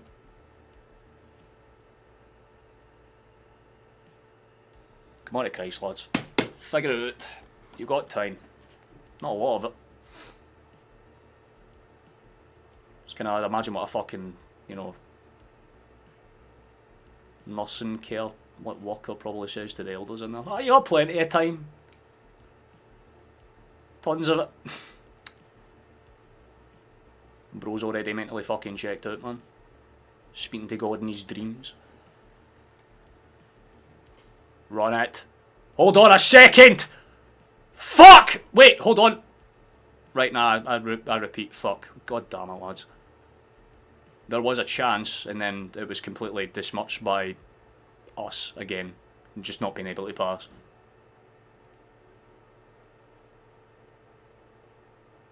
Maybe we can get something for this, just one. That'd be nice, please. For fucking pride. Or the big French centre back. Just anyone that's big in French.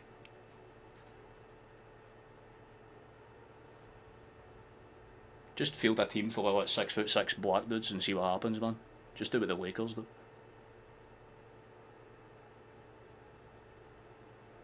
Nice. Go on, Paulo. That's better, Paulo. That's better, Paulo. There we go, son. Some football. Good shit. We have a break chance. Ralston. Good pass out towards the flank. He's got a runner there. Forrest. Good feet. Have a crack. Yes! He had a shot! Good for you.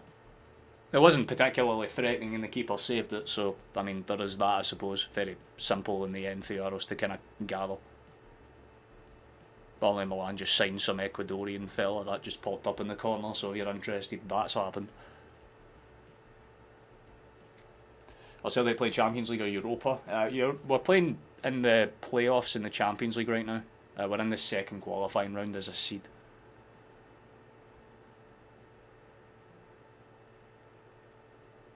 That's literally what we used to do, Leanne. Do you not remember players like Bobo Balde, Van Dijk, Victor Wanyama? Every single one of those boys, they were known for a reason. Oh, that's a bit of a heavy challenge. That should be a foul, ref. Come on, fucking Christ. There's a few that you've let get away with it, man. Come on. McKibben's not too happy about that one. He definitely got clipped a belter there. That's 100% a foul. Referee wasn't even that fucking arsed.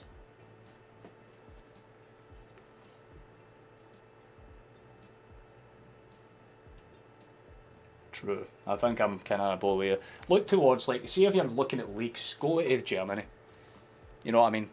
If you want a systematically good holding midfielder or a strong centre back, just go to Germany. You'll always find strong players in there. And it's not really the strength that's cost us, it's just our positioning. That's literally it. Positionally, we've just been very weak, and Ajax have had that extra touch that we've not been able to take. You got to look at it from a tactical perspective. Ajax's coaches figured this out. Not fully, but he's figured this out enough to know that if you can keep them pressed from using the midfield, they're going to be forced to use the wings, and it means they have to cross, and because they don't have people that are naturally normal with crosses, it's easier to read them out because they'll have to funnel it into the midfield. Every attack will come from the middle.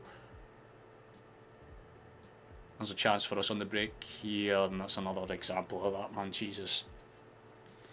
Cuts inside, has a crack, but it ain't on target. It's another shot, but that's about it.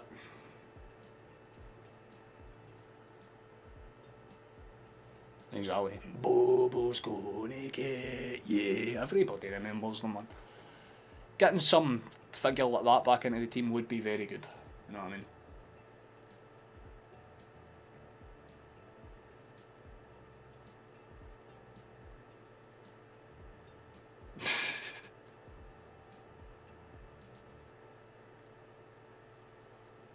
I mean, it's very ironic to put Celtic and blue in the same sentence, Chief. That's all I'm saying.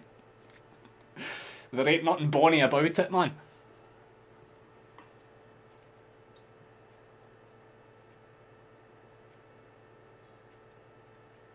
Yeah, exactly. Figure that if you shoot, you'll score. Fucking revolutionary tactic. Who do you think the best Ajax player of this game has been? For me, personally, I'd say it's a toss-up between...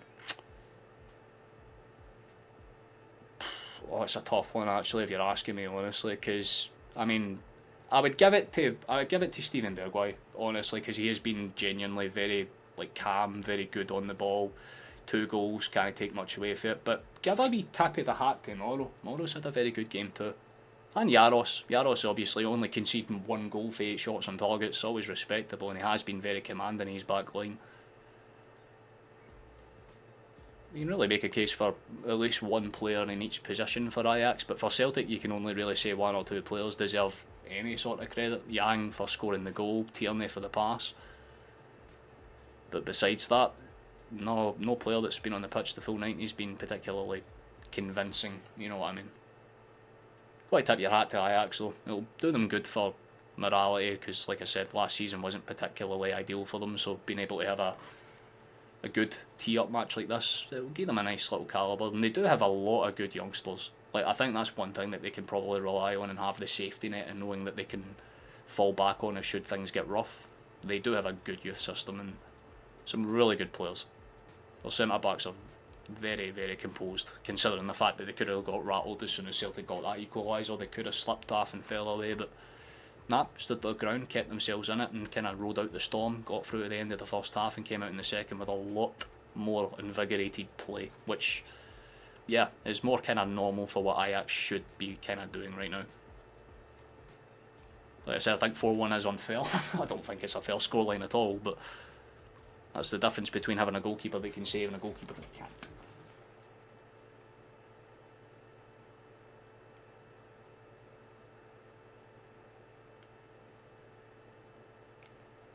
Yep, seems that we do that a lot. We've done it with Haaland, Ibrahimovic, fucking, I guess Morrow now as well. I mean, Morrow's still got a long way to go. You know, we need to transfer it like Bayern Munich and then pop off for that to be like a kind of scenario. But it just shows. As good as our recruitment is, it could still be better. It's 5 fucking hell, man. It's another goal.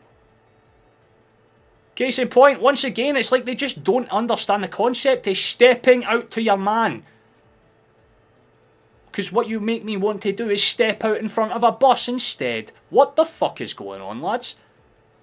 Who's meant to mark him? I'm curious. It's a very good photo. It's Benita as well. What a fucking... I mean, yeah, they've called it.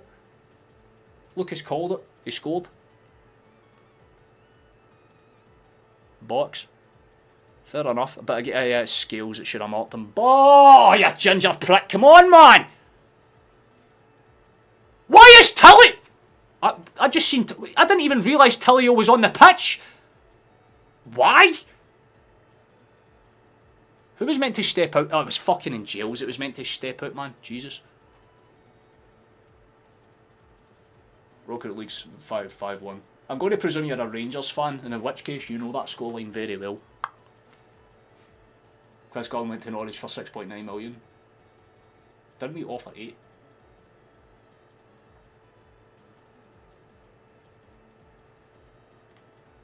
Look at the stats though. 58% possession, 13. We've had the same amount of shots. You have had less on target, less of the ball, less passes, less successful passes.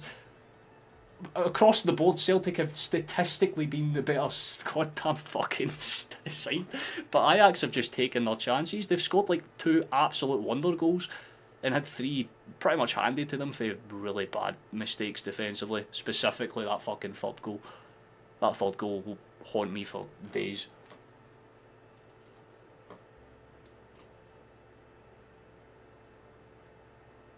Not a good prediction. It happens. You have bad ones and good ones. It's a friendly. I'm not going to take it too much to heart, man.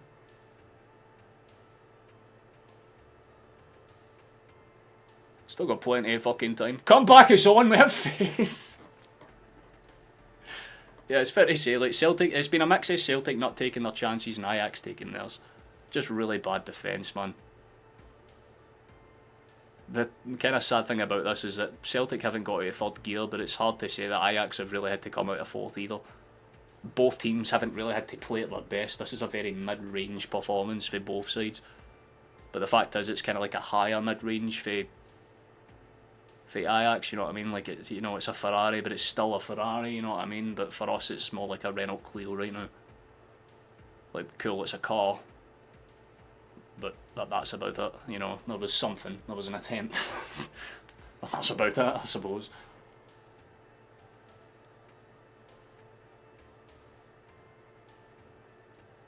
Yeah. We need to stop going for the bargain bin ballers. Actually start spending, that'd be nice.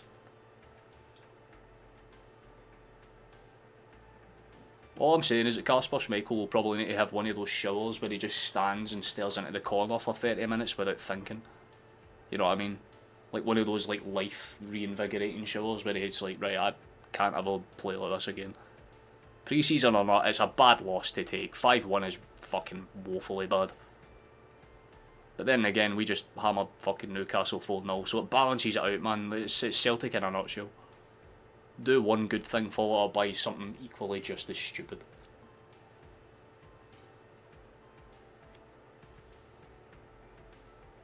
Oh balls, don't let it happen again. Lads! Fucking hell! Don't do it again, please. Do not concede another, because that would be sad. That could have gone in. It was a good attempt, at the very least.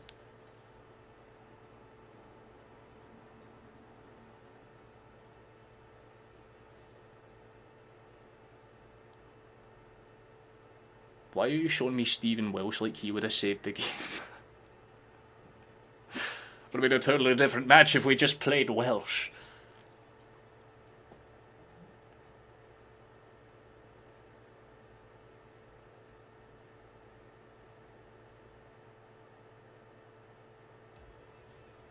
I think we only lost this game because Rodgers didn't stand with his arm crossed the whole match.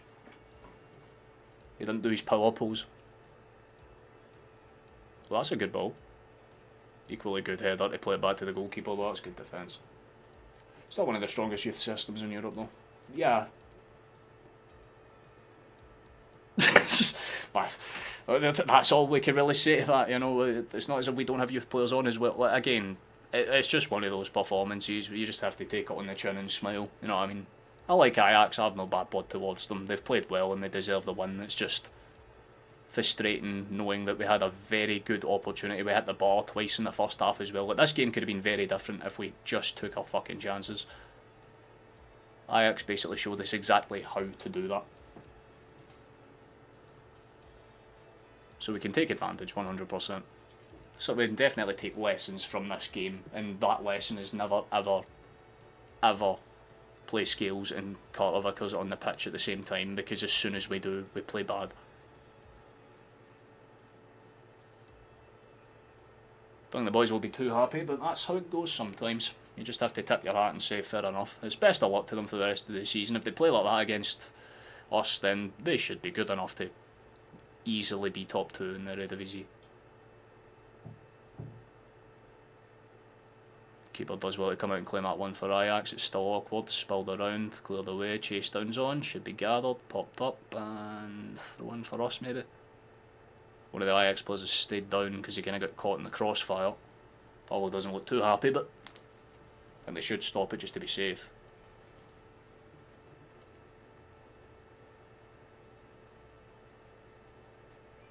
Brown will be taking notes. Exactly it. You take your silver linings for it, plus it just saves us having to fucking bother with like, having to take the next game seriously. Simple, isn't it? We're not making it to the Champions League, we don't make any big signings. I don't even think it's a case of that, Megan, I'll be honest with you. I think it's just a case of the boys realised once it was 3-1 down, no point trying to put the burners on. So just kind of let what happens happens. Pretty much what Newcastle did last match against us. Once they realised the game was gone, just cool, mess around with some tactics, throw in some players like fucking Tillio for some reason. I still don't understand how that man's managed to bluff his way into the camp. Why is he there? Probably just because Jota's injured in fairness, but still. Hey, Chris, nice to see mate, just subbed. Oh, that's very, very kind. Enjoy your feed, I think you just passed my speaker. My apologies. I do always say to kind of turn the volume down whenever we watch one of my streams, because I'm very quiet for the most part and then I just blow up. He has stayed down. I hope he's okay. It didn't look too serious, but he might have just landed really weird. It's kind of hard to tell from the reverse angle, I'll be honest with you. Angels won the ball, so there's nothing wrong with it. But he did get caught.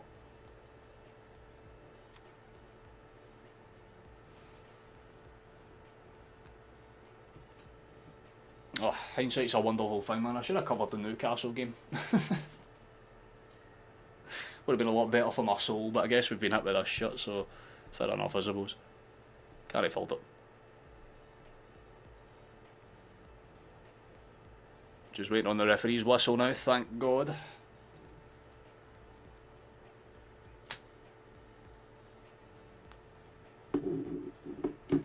Maybe one last huzzah for the vibes, please. 5-2 is better than 5-1 after all. Not by much. But the final whistle has gone and it's full time. You have to fucking give Ajax their credit. That second half was much more like the team that I am used to seeing when I watch Ajax play. Very fundamentally sound, much more improved, and they deserve to win the game based on that second half. Have to give them credit where it's due, but disappointing from us. The first half could have been so much better. We should have at least had 3, I'd say, but that is what it is. 5-1's the final scoreline on the day. Some players can be class individually, but not necessarily play well together, and that's the best pair, and better to see how that... Yeah, pretty much spot on. Kill, you could pretty much hit the nail on the head. For me, personally, I thought we were better when we had Murray and Scales, because they actually had to work as a unit. Carter, Vickers and Scales are 2 individuals. I don't think they gel as much. That's why last season it was usually either Trusty and Scales or Carter, Vickers and Trusty. You didn't really get Scales and Carter, Vickers, because they're both the same type of centre-back. They like to step out and pass, so they both get caught out so easily. It's probably why Rodgers decided to test it after we went 2-3-1 down. He's like, fuck it, just get Carter on for fitness sake. Even though we could have just put Trusty on instead. It's been a fun night, guys. See you later. Likewise with you, Lucas. It's been a pleasure to have you in, lad. You've been one of the nicer Ajax fans, to say the least, so you have to take the little liberties. Best of luck for the rest of the season, mate. Genuinely, very good side you've got. And those youngsters you were talking about definitely have some good potential. I don't know what part of Europe you're in, if it's Europa League or if it's Champions League, but whatever competition you're in, mate, best of luck for the rest of it. It's always good to see kind of teams that are in that kind of brackety leagues that ain't in the top 5 hitting above the weight, so hopefully you can do something like that this season. Not great, lads, not great at all, absolutely. Ajax are 37 in Euro coefficients and Celtic are 56, interesting, Rangers are 30th. Yeah, it's because of them at quarterfinals and like semis that kind of Rangers have hit, right? They've averaged a quarterfinal on average for like the last 3-4 seasons, right? Like even with the Champions League campaign, they still picked up like a fair enough amount of points because they were just there. So yeah, it's based on the last 5 years. Celtic have had 1 or 2 good seasons in that time, but we've been knocked out pretty much early as fuck every other time. So you take it easy, Lucas. Pleasure to have you on, lad. Well, let's have a look. What happened with Dundee and Strassen? I guess I'll stick around until this game's wrapped up, I guess. I don't know. Should I? Ah, the qualifying games too, actually, that's true. But it means that Celtic and Rangers can still pick up extra coefficient points this season too, because obviously Rangers have the qualifiers most likely now, bar anything really stupid in the away fixture. They should get across against Panathinaikos, and that would be nice for them, because that already banks like I think a 2,500 coefficient points, which is still something, right? Celtic have already banked, I think, 5,000 for where we're at right now. Rangers obviously get 5,000 if they qualify out the first round, which again they should do. So yeah, already Celtic and Rangers are bringing in something, but both teams ideally want to be pushing to be at least in the play-ins, right? Like maybe not the quarterfinals or anything like that, but at least be in the kind of, you know, last few, you know, get into the preliminaries, like basically what Celtic got this season, because if we can do that then we can. Oh, that's very kind of you. Cheers for joining us, Lucas, mate. Thanks, very kind. I haven't even checked to see how many fucking subscribers we've got. I usually have like a tab open that tells me, but I just didn't open it this time. I'll confer. I'll tell you how many we have joined us this stream. I think at least a few, I would hope, anyway. Rangers are better though at playing in European competitions. Yeah, I think Rangers are just more comfortable with knockout football. Like in league formats, I mean, literally think about it. As soon as it became a league format, Celtic kick on, get into the playoffs, no bother at all. But when it's knockout system, we just don't really play as convincing. We actually gained a fair few. We gained like 6 or 7, so I'm not too angry at that at all. Thank you everyone that has joined us, very kind. Dundee United basically have a bench full of youth players. What is the lineup for this one? Who have they brought on? Oh, they need to get Constable on just because of his name. Also, listen, you've not paid your telly licence. Just run right through them. God damn, that's blood. Fair enough. want us both to do okay. Main thing is that we need Hibs to do a job. Exactly. See, that's the thing about it. Everyone likes to be like, oh, well, Rangers are carrying the burden and Celtic are always having to fucking do all the kind of heavy lifting. It's like, right, yeah, that's true. But we need teams like Aberdeen, Hibs, Motherwell, Hearts, you know, the teams that have had cracks to do well and they've lost to stupid teams. Like, Hearts last season, you can give them a bit more credit because they weren't miserably bad. Right? Like, they actually had a semi-respectable campaign the same way that Aberdeen kind of did. They weren't horrible, they just didn't do enough.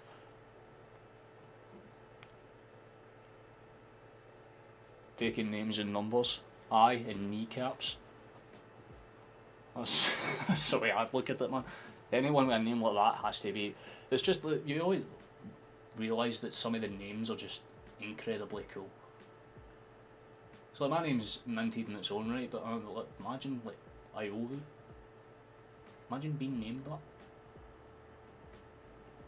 Brandon Burker? What the fuck? What? That's sick. I mean, there's only like 6-7 minutes left in this one, so we might as well just kind of stick around until the stream ends, I suppose, until the game ends. We can vibe. If you're leaving early though, then like I said, you can join us in the Discord if you would like to.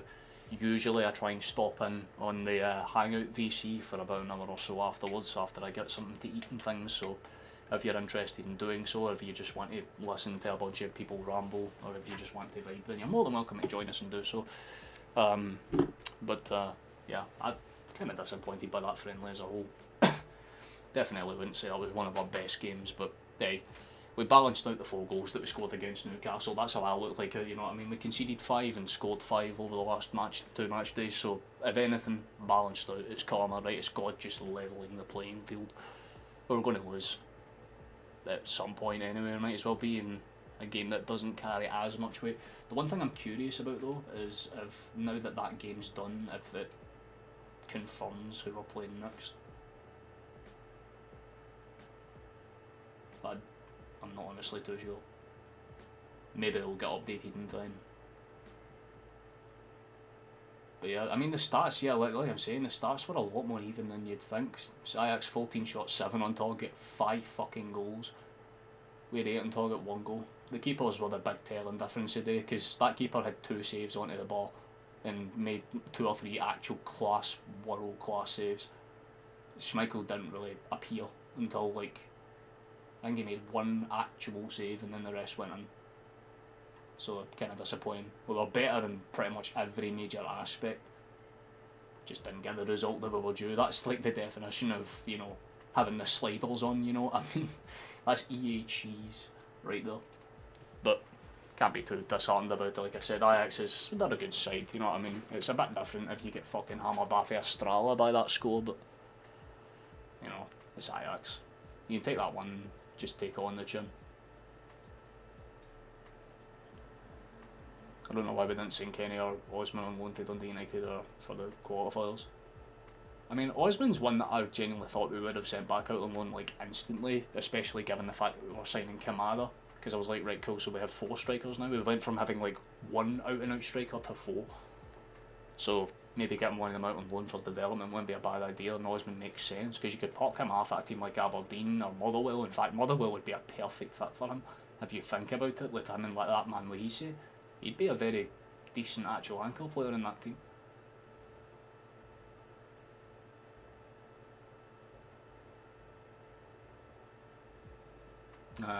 Dundee United wouldn't actually have a bad fit either, but they probably just reimburse the money that they get from that sale, right?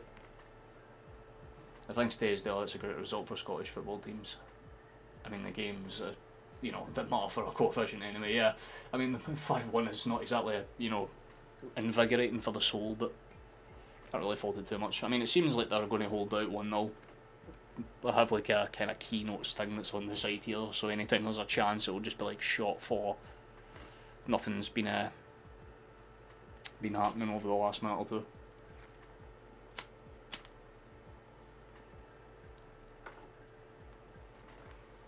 Yeah, because you can make a case for a few of them, right? Like, if you do that, it also opens up Champions League, you know, squad spots and things, because what happens if like Kamada and all that want to be in the Champions League kind of runs, then obviously you're going to need to make space for them. And if you have 4 strikers, you know that you're going to at least send one of them to the gulags. They ain't going to get anywhere near the starting 11, so that player should realistically be the one that goes out on loan. I would rather it not be Kenny. It would make sense for it to be Osmond, and I like the idea and look at Kamada actually. I think he will be good for us, so Osmond's the one that makes sense for me. Get him out to like an Aberdeen, Motherwell, Dundee United, wherever it may be. Even if you park him out to the Championship, well, you know, kind of what we did with the Wata, minus the actual transfer part.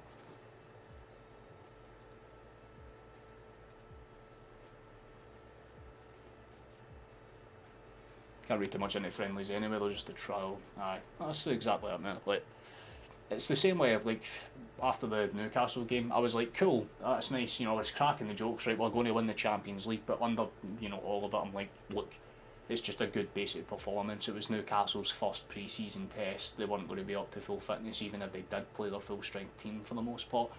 They weren't going to be really ready, and I think that's the kind of epitome of what happened to us today. We just kind of got a bit too big for our britches, thought that because of how good the first half was going to go, we were just going to walk out and do the same in the second, and Ajax just caught us cold, especially with that goal straight out the gate in the second half. That was just horrific, and both of those goals, the second and third ones, were just very poor.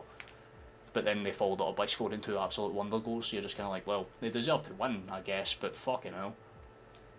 Would have been nice if at least one of the times we hit the ball went into the back of the net. 5-1, very unfair scoreline, but again, it's a friendly. Not going to take it to heart too much. Ain't got too much time left in this one, hopefully now.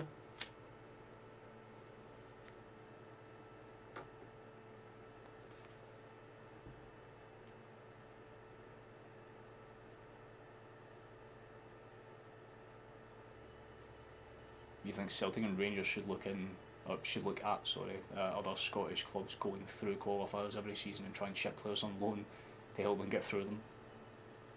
I suppose that's fair in some way, form or another, but then it would kind of mean like teams like Aberdeen and Hibs and all that, they would be relying on the teams that they should be competing against for the league to get them any sort of hope in Europe, which, you know, it's kind of like when someone buys you something without you asking for it, kind of thing, because you know that you're going to have to give them something back at the end of the day, even if it's just out of principle.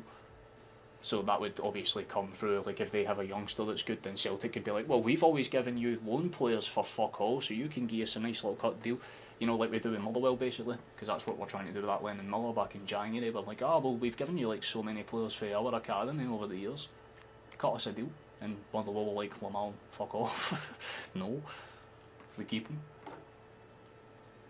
Yeah, you got to find a system that absolutely kind of just benefits all parties, not just obviously the club and the player, but the fans, the coaches and the staff that's there as well as the family too, because you don't want to uproot someone that's just like moved up to the country and be like, you're on loan in the north of fucking Scotland now, enjoy. At least if he goes to somewhere like Motherwell or Dundee, he's not that far away, you know, he's within touching range of like Glasgow, it's like a train ride away, so even if it is someone like Osmond, it's not going to affect him too much. They just got off to a flyer. It happens, and two world days is what it is. Exactly that, man. Like, you're going to have those kind of days where everything goes against you, and those days where everything goes for you. Today was just one of those days where everything went against us, so can't really fault it too much. And like I said, Ajax, they're a good side on paper, so I'm not going to take the defeat to heart too much. It's one of those where on a different day it would be a very different result. I think most Ajax fans would probably tell you the same thing.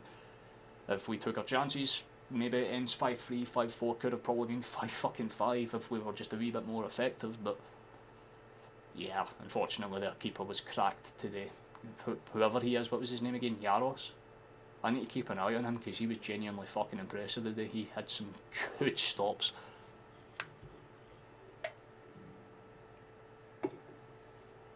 Another third additional minute here though.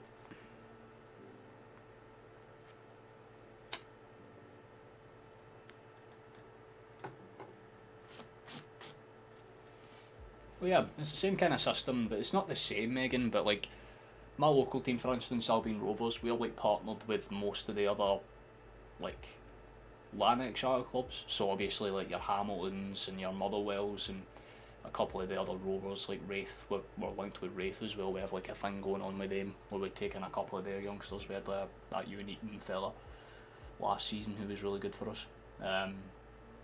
But you need to kind of have like, not necessarily a feeder club system, but you need to have like a system where you can constantly rely on getting the right calibre of players for where you're at as a club. Like for instance, Hibs aren't going to want to take in a Celtic youth player for the Europa League because Europa League's a pretty sustained level, but if you're a Dundee and you're in the Conference League, then that's kind of perfect for someone like a Kenny or an Osmond because that's their exposure to Europe. It's not at the high level, so they're not going to be fucking shook to their core. It's not as if they're going to be thrown in the Champions League in the 75th minute when we're 2 each against fucking like, you know, Bayern Munich or fucking Chelsea or something like that, you know what I mean?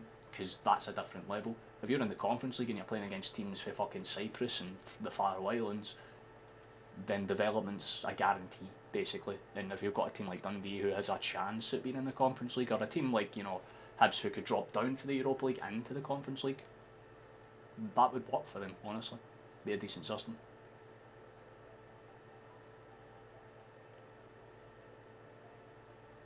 No, 100%.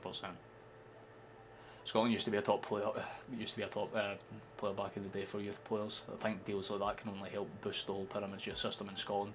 Exactly it. It's basically like spreading the wealth without necessarily giving it away, because if you're a team like Rangers or Celtic, you can afford to basically have a stock of youngsters, and what you can basically do is have like a clean stock where you have like the key players, the youngsters that you know will get minutes first team, you know, your Donovans and, you know, your Cummings and that for us, for instance, although, yeah, let's say Cummings left, so who's a perfect replacement that I can think of, like a Summers, I guess, you know, like someone like that for us. And Rangers have players like Lovelace and McCausland, and who is that wee lad that came on and scored for them against Panathinaikos? You would know who he is, Kel, the wee lad that came on and scored, because he genuinely looks like a future Scotland international, 100%. If he does that as a left winger, that's exactly what we fucking need. Him on the left, Doak on the right. My God, there would be some damage to be had.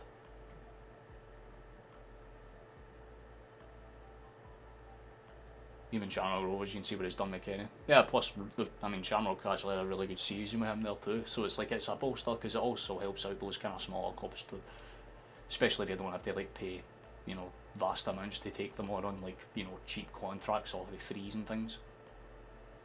Ah, that was it, Finlay. Fucking Curtis. That's why his name sticks out. It's like the most Irish name imaginable, followed by the most Scottish name imaginable. Finlay Curtis.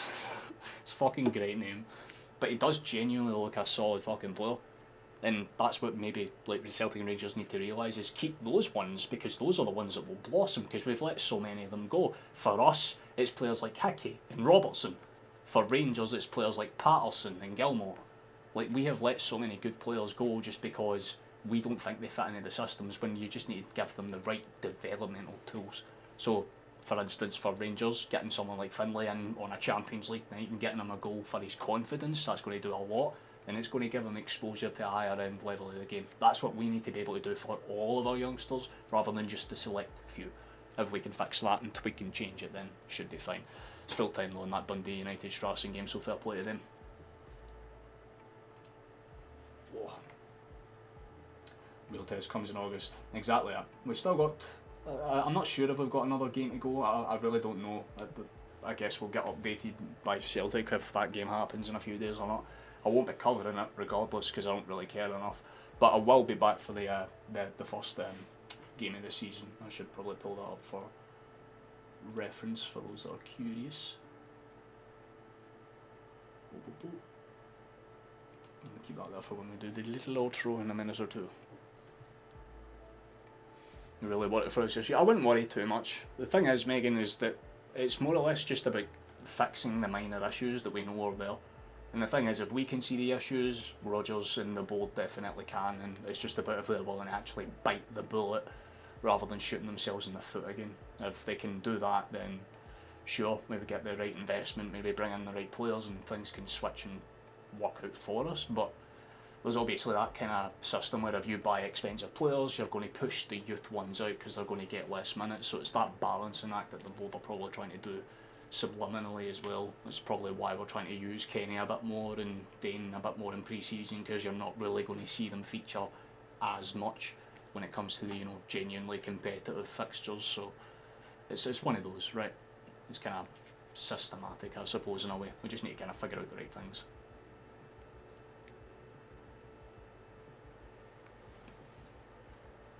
Yeah, I know. It's like trusting a fucking witch not to cast an evil spell on you when they ask you to cast a good one instead. You know what I mean? You just have to kind of hope that they have the right idea. And I mean, if it gives you any optimism, Megan, it's very different from last season, because last season, you know what we did? We waited until 2 weeks left before we started signing people, and it was just stress basically, because we were just getting whoever we could through the door. That's why we panicked and bought Ida. That's why we had to get Schmeichel on the free, because we couldn't waste time going after Lobotkowicz. We just had to go, fuck it, who can we get immediately? And Giles was more or less a panic buy because we sold O'Reilly very late into the window.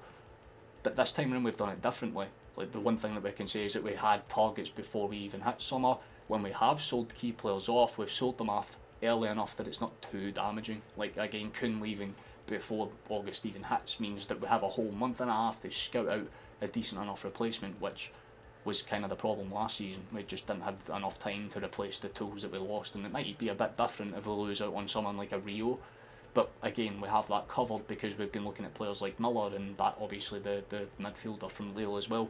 We've had a few different options that we've kind of got our eyes on already, just in case. Even if Rio doesn't leave, we still have like a systematic thing that we can rely on and go, right, we have a backup plan.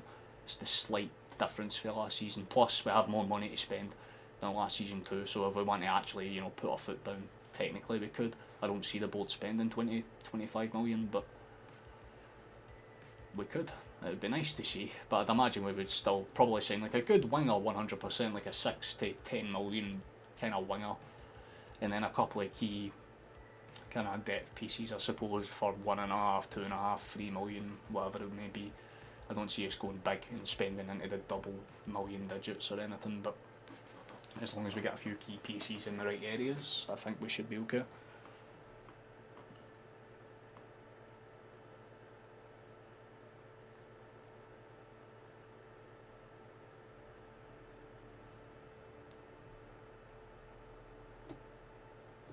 I suppose I'm just scared of success. I know. That's what they're trying to say. That's why they're trying to get rid of Son. Apparently he's going to away LAFC. If he goes to the MLS, his career's over, and I feel so bad for him.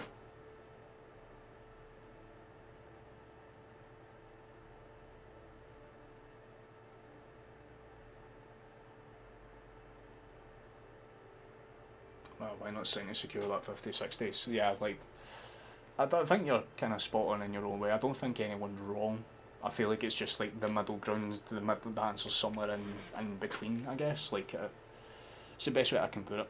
Like, if we overspend and we don't qualify, that's the problem, which is probably why we're waiting before we end up signing the bigger PCs, I would imagine, because say we, get linked with someone that's worth 10, 15 million, they won't really want to sign until they know where Celtic are at in Europe.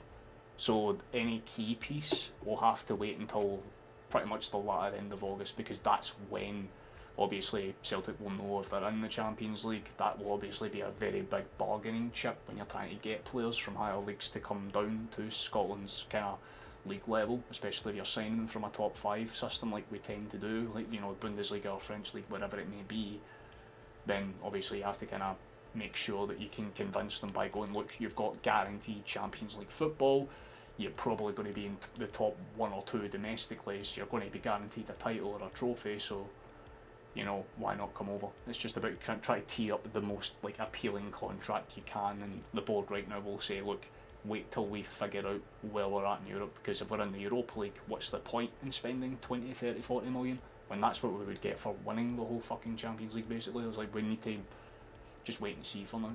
So I get what the board are doing, I just think that they should be a bit more open about why they're doing it, because it's clearly partly just because they want to keep as much money as possible, but they're still spending. It's not as bad as last time. I wouldn't want Eddie back either. We've got too many strikers now anyway. It's a winger we need. You know what I mean? Like, who is a good one that we could bring back on a wingers front? Nobody really. Not off the top of my head, not right wing.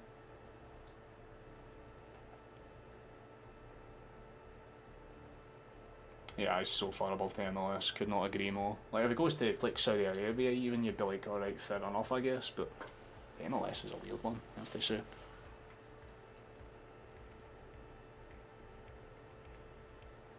Yeah. At least one winger, that's the fucking minimum. But I think I need to get ready to wrap this up at some point, so I might as well do it now. I don't know if I added your right one back when it comes to Snapchat, Megan, I'll be honest with you. I don't know if I added the right one back. But just leave me a message about the right one is. Just send me your fucking username or something and I'll make sure that your right one's added back. They down tools last time if we're making the decision the other way around, if we went back either. Exactly. You don't want a player that's bailed out. It's just straight up no. It makes no sense because again, he's a good player, but it'd be like taking Kyogo back right after all the shit that he said. Like, yeah, sure, you know he's going to score goals, but it's going to be problematic. It's annoying that the Kuhns and the Kyogo type players always leave before their time. Yeah, it would have been nice to see Kuhn stay. That's why, like, for me, Johnston and Rio are the ones that are like I'm keeping my eyes on because I know those two have been linked with numerous clubs. Like Johnston right now is linked with Milan. I'm not sure if it's AC or Inter, but Milan definitely. And obviously everyone knows that Rio's been linked with one or two different teams on and off over the last kind of season and a half, so we have to kind of figure that out, I suppose. On your Discord, are you talking about? Because that's why I was confused as hell, because I was like, how is there so many people with the same fucking name? That's fair enough. Well, if you still have the Discord that you're in the fucking like members channel thing, then I'll just kind of wait for your word on that account then. But we'll be in there for a little bit afterwards, so anyone that's still in the stream now, you're more than welcome to join us in the Discord afterwards if you want. I'll be in there for like I don't know what time we're on now, it's heading on at 10, so probably about an hour or so. But I'm going to take like 10-15 minutes to get some food into my system and make sure my bloods are good. Let's get ready to wrap this shizer up. Where is that one?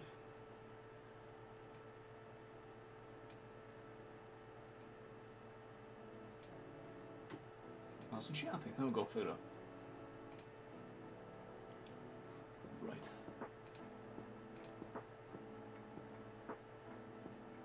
We know the drill, so let's do this and kind of make it happen. So, thank you for watching, thank you for coming along. If you've been here for the whole stream or just a little bit of it, you're appreciated nonetheless. If you want to join us for the next stream that we'll be doing, it'll be on the 3rd of August. I'm not sure if I'll try and make a little video or something in between now and then, maybe like a league predictions video or something, I don't fucking know, we'll just see if I'm bored. We'll kind of figure it out from there. Not a problem, not a problem at all, Kyle. Absolute pleasure to have you as well, catch you after as well, mate. It's been emotional. I know, the highs and lows of football, it's majestic. Likewise to you as well, Megan, you have a lovely night as well. If I see you in there, then I'll see you in there. But like I said, it's a weird kick-off time, 4:15 I'll probably be live on the 3rd of August, so there's that. We have a little bit of time, but you know, 11 days or so from now, so plenty of time for you to get prepared. We can enjoy ourselves with that. I think that pretty much covers everything else anyway. If you want to check out a whole bunch of other stuff, click on the channel. There's a whole bunch of videos that have been made over the last year or so, including the Champions League match thing if you've not seen that yet, or there's just a bunch of shorts you can look through if you're looking for a quick and easy laugh. I think that basically covers everything. Thank you to anyone that has subscribed today as well, by the way. You've been very much appreciated. I'm pretty sure we actually ended on a respectable amount. Yeah, one half of 1660, so getting there, maybe 1700s on by the end of next month. That'd be kind of cool. But I think that's everything that has to be covered. So thank you for watching, thank you for coming along. Despite the results, Celtic are still the best goddamn team in the world. And hopefully I'll see you all in the next one. It's been a pleasure as always, boys. Just take it easy, hail, and have a good one. Cheerio. Bye! Take it easy, and don't to be a stranger.